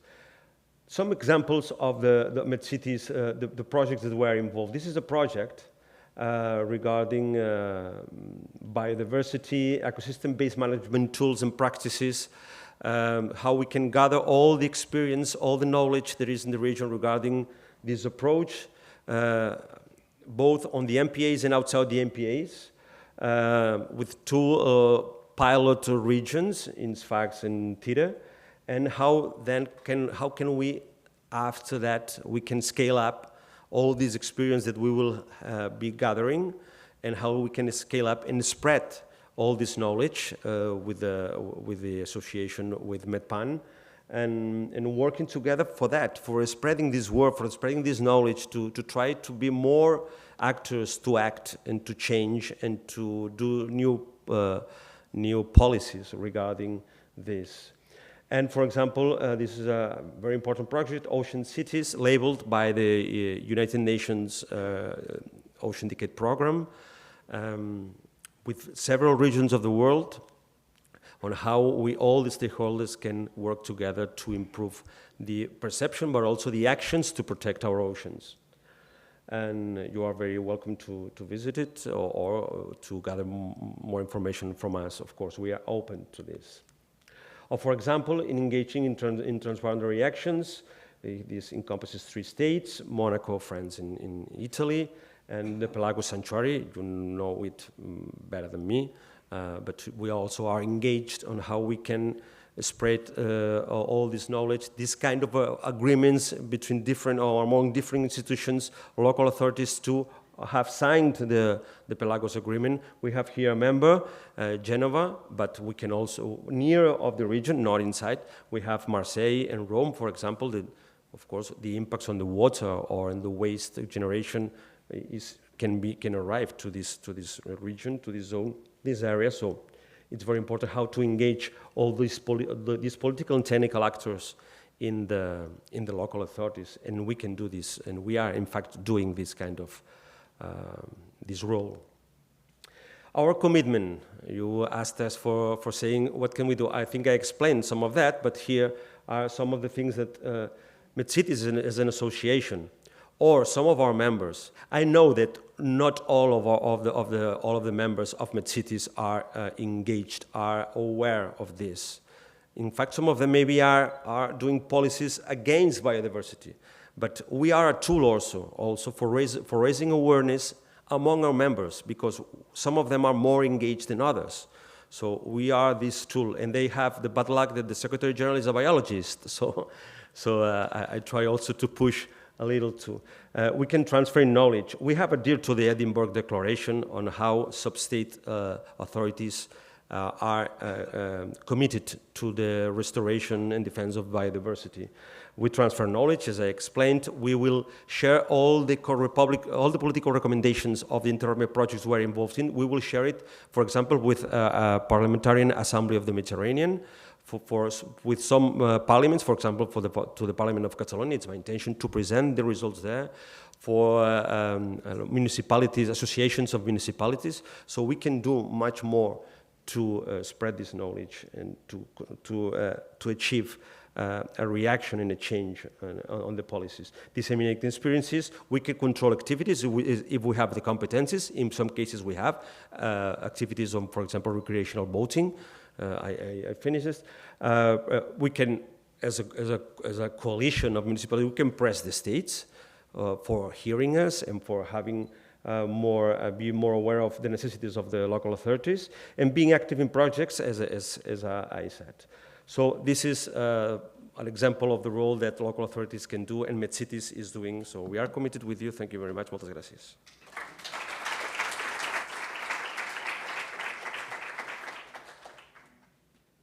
Thank you very much, Joseph. Actually, maybe we could also add that one point could be this one of influencing a bit these flows of investment, be that financial or human, how to readdress, how to rethink actually, the structure of funds generated at municipal level and how to redirect them towards the objective that we are saying.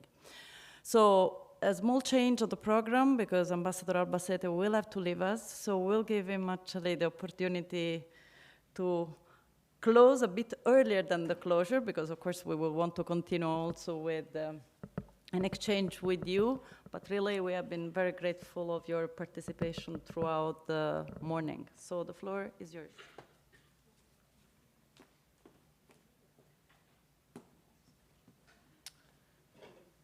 So thank you, and I apologize, I have to leave right now.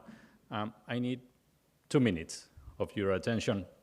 I was very depressing this morning, and I gave you some data supporting that depressing approach, and I did it on purpose.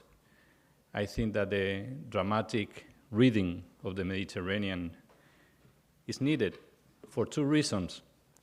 First, because it describes the reality, and I supported my dramatic narrative with some data. And second, because it helps create a sense of urgency. And that sense of urgency is often lacking in the discussion at political level. Political or policymakers very often miss that aspect of the urgency to give a response to climate change, and more specifically to the issues in the Mediterranean. I want to share with you an experience that I had a couple of days ago. I just landed on Monday from a very high-level political debate forum in Tangier in Morocco. The main topic of discussion was the economic situation, the economic crisis in the Mediterranean following the crisis in Ukraine, Russia, and so on and so forth. And the debate focused on how to give an answer to the crisis. They spoke about stagflation, inflation, and then at a certain point, some of the high-level politicians representing North countries started to speak about how climate change is considered as an element of inflation in this political crisis, this economic crisis. So there was a sort of clash between the need to give an answer to the economic crisis and be productive, effective, and fighting against inflation and combating climate change. The tweet was end of the month versus end of the world. So apparently there was a choice. We fight against climate change, or we combat climate change effects, or we give an answer to individuals and families that have problems to reach the end of the month because of the economic crisis. And I have to tell you that that was, and it is, an artificial clash.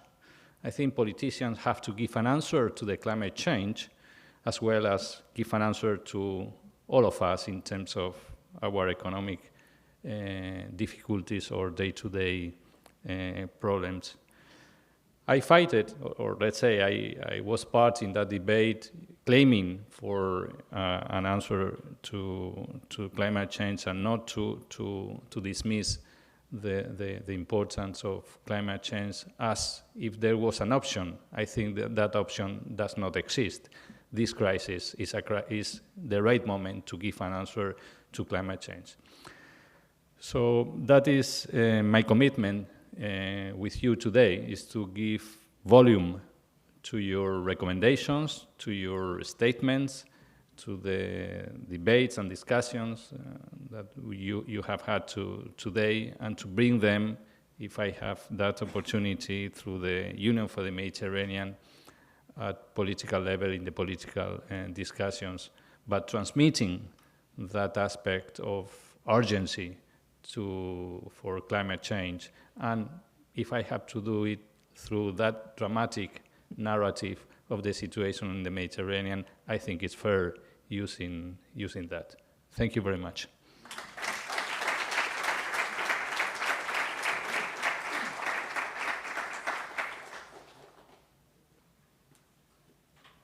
So, time for us for questions, comments, inspiration and thought. Please, you have the floor. Yes, you. You will get the microphone, I guess. Please introduce yourself so that.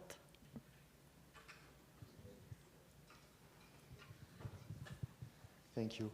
So it's not my comments, it's online comments from Elena Diaz Almela, who is a MPA manager.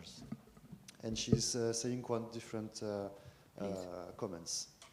So she says, we have to be very careful regarding fees to users, as it converts nature in a merchandise and reduces access to nature and healthy landscapes to low-income population, which is majority.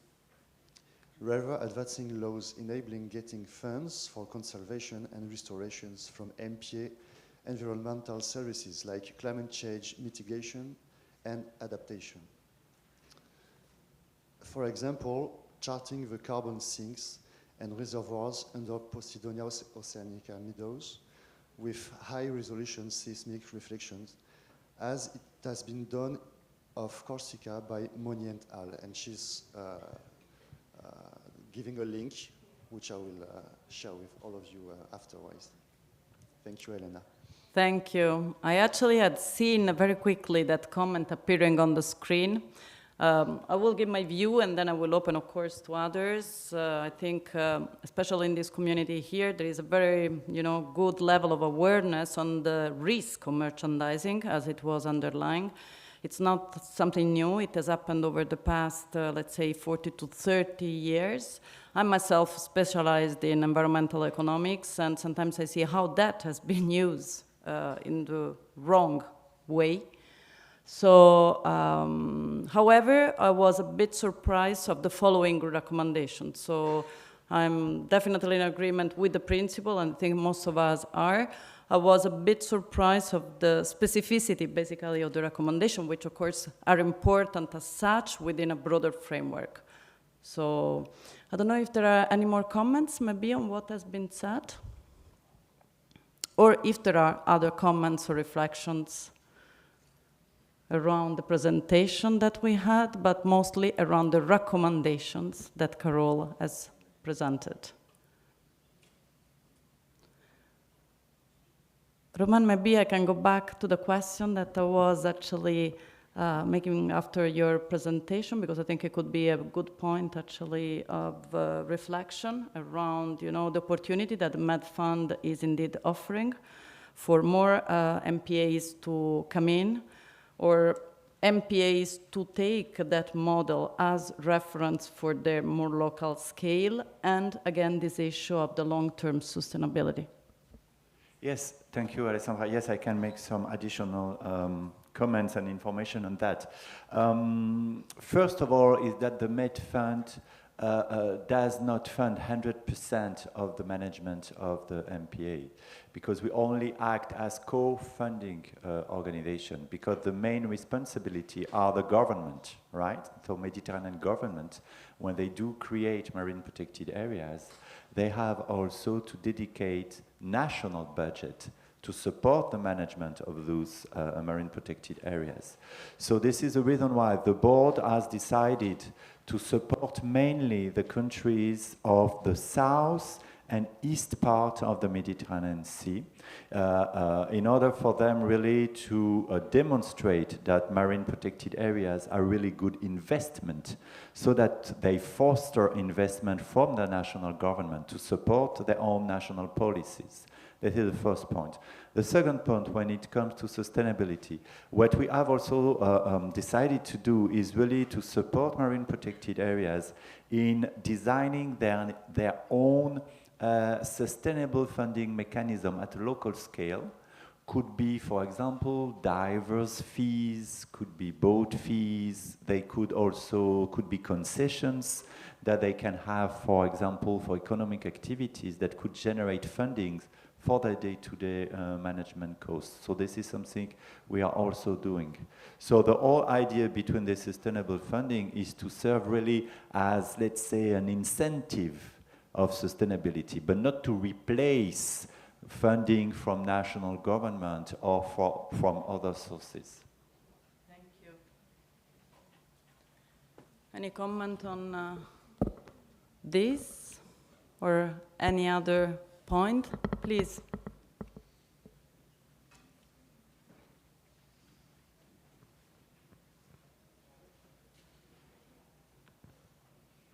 Hello, this is Joaquín Garrabou. I'm a scientist here at the Institute of Ciencias del Mar. And I was wondering, the effects of climate change are severe, but we can see it as well as an opportunity to enhance the management capacities of the MPAs. And I was wondering about this Green Climate Fund, which is acting to support southern countries and transferring all the tools that we are developing here.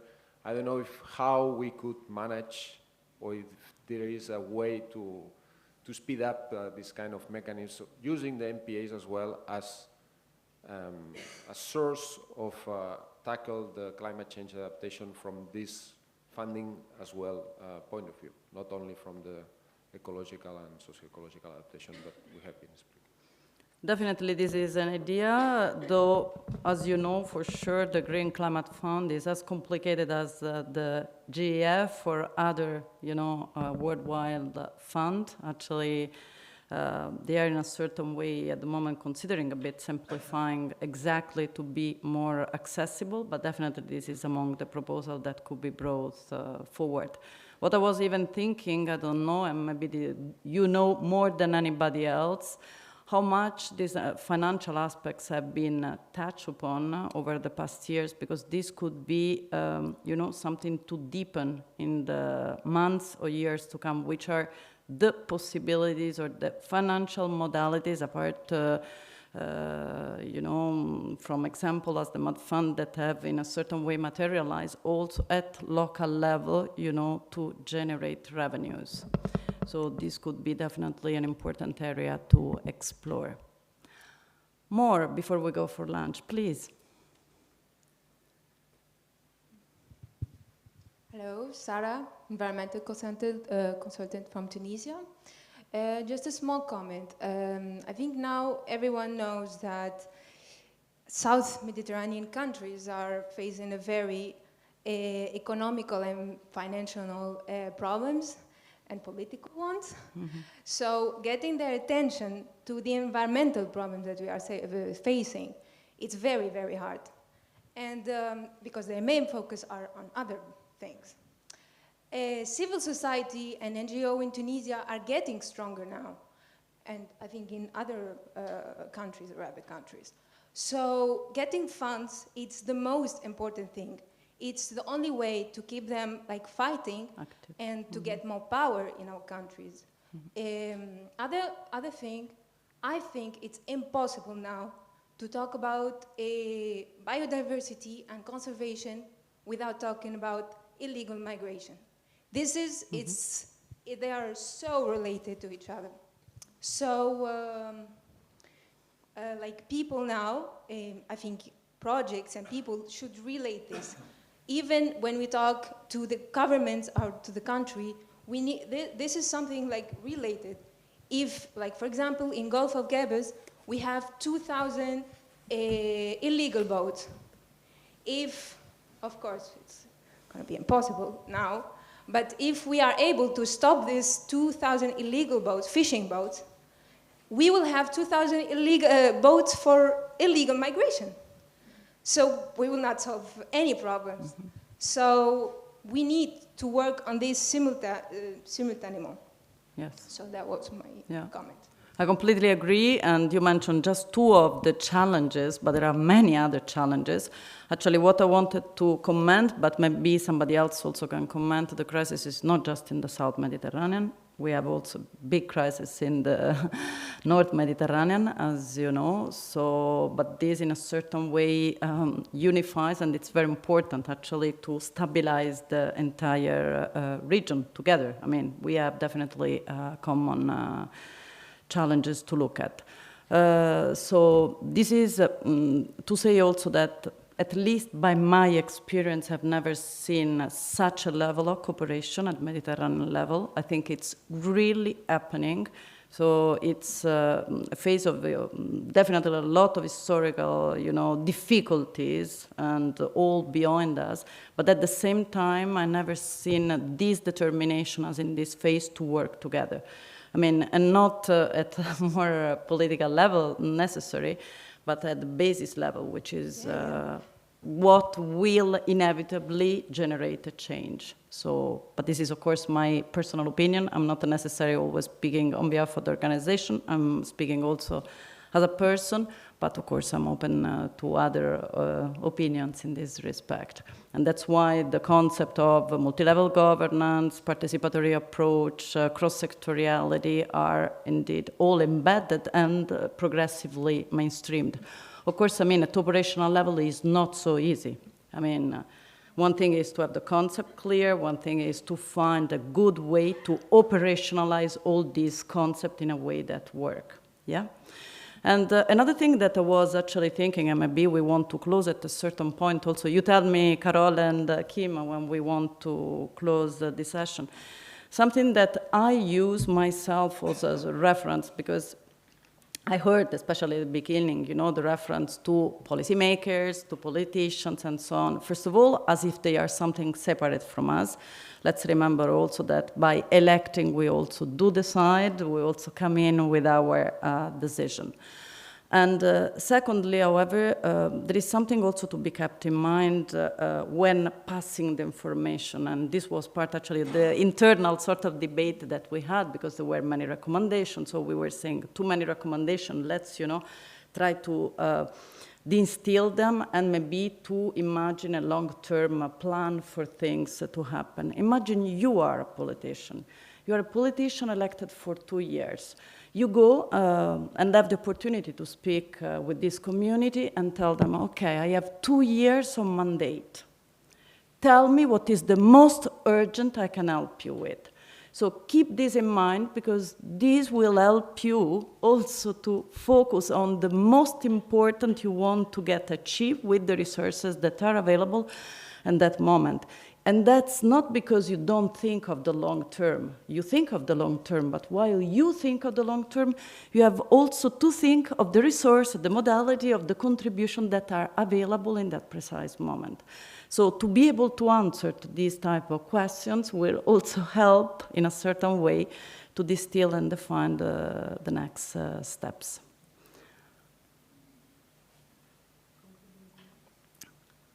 Anything more?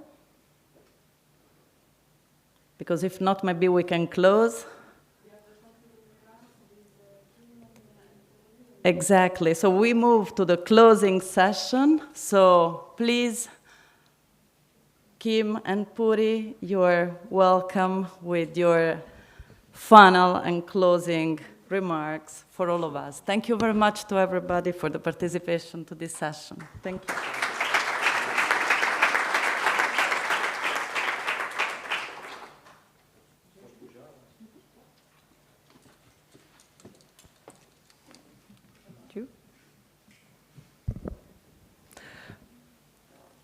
Well, I think that closing a session like this is not realistic. We are not closing anything. We are just saying, okay, let's stop for a while and we continue.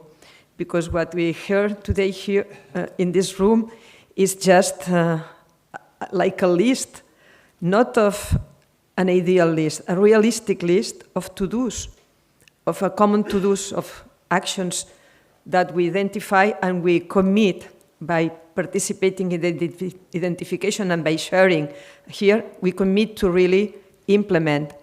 So the only thing I can say is, okay, let's look forward and the way we can really go on the ground and implement all those actions. So as I said at the beginning in the opening, what we are doing is just showing a model that is a replication of nature.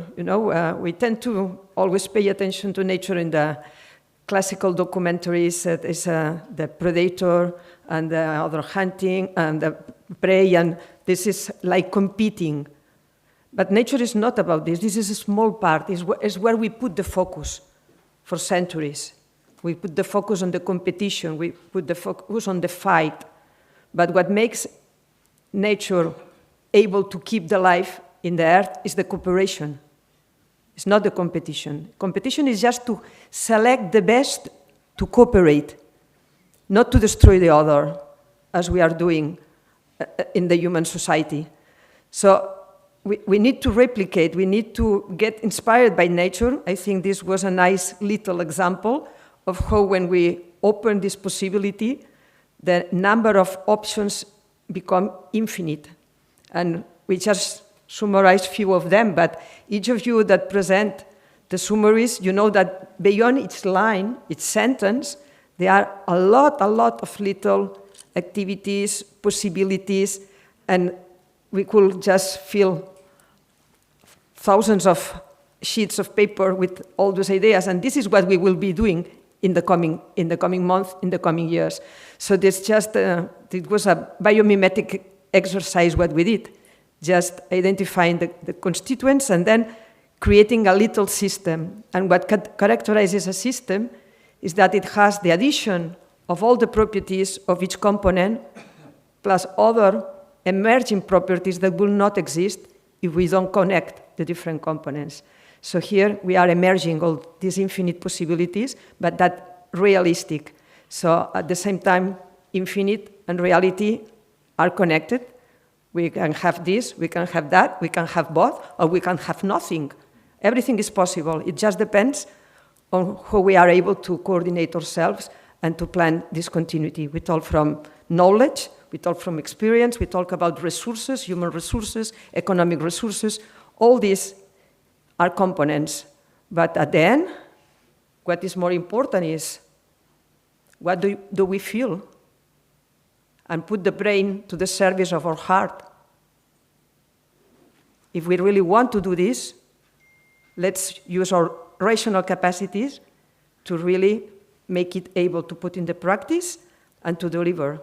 So I'm really happy to at least share from the heart this wish, and I hope that also our intellectual capacities will help to be able to implement in the shortest term as possible. So thank you very much, and from MedPan you will be always welcome to work with us and increase this beautiful and amazing community in the Mediterranean. Thank you very much.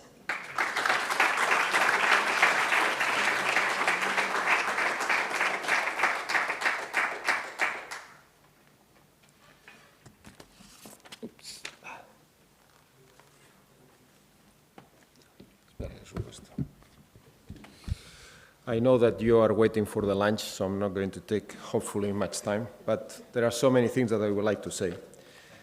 In any case, I'm going to give two parts of my closing remarks. The first one, it's an obvious one, and since I didn't have the opportunity to give the thank you in the opening, I'm going to say it now. So thank you for being here. Thank you to Maria Romani for her willingness of sharing this, making this craziness of organizing this joint event from the very beginning. Thank you to all you, all the participants here in Barcelona and Palma, and maybe tomorrow in Rosa, some of you, those that are online that waiting for these teleconferences issues. Thank you for all the partners, because without the partners and their great effort, we couldn't share all these nice products and results that we achieved together.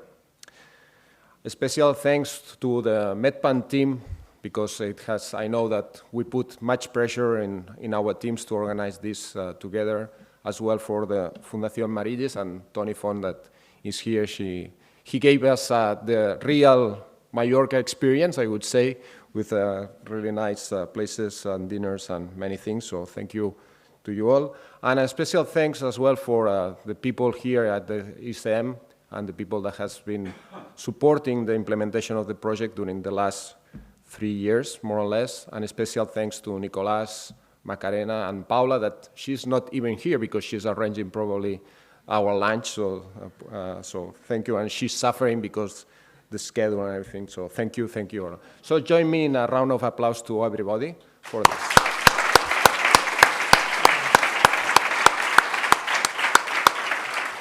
And just before going for the lunch, the well-deserved lunch, I just want to share with you some thoughts that it came during these days, sharing with this event.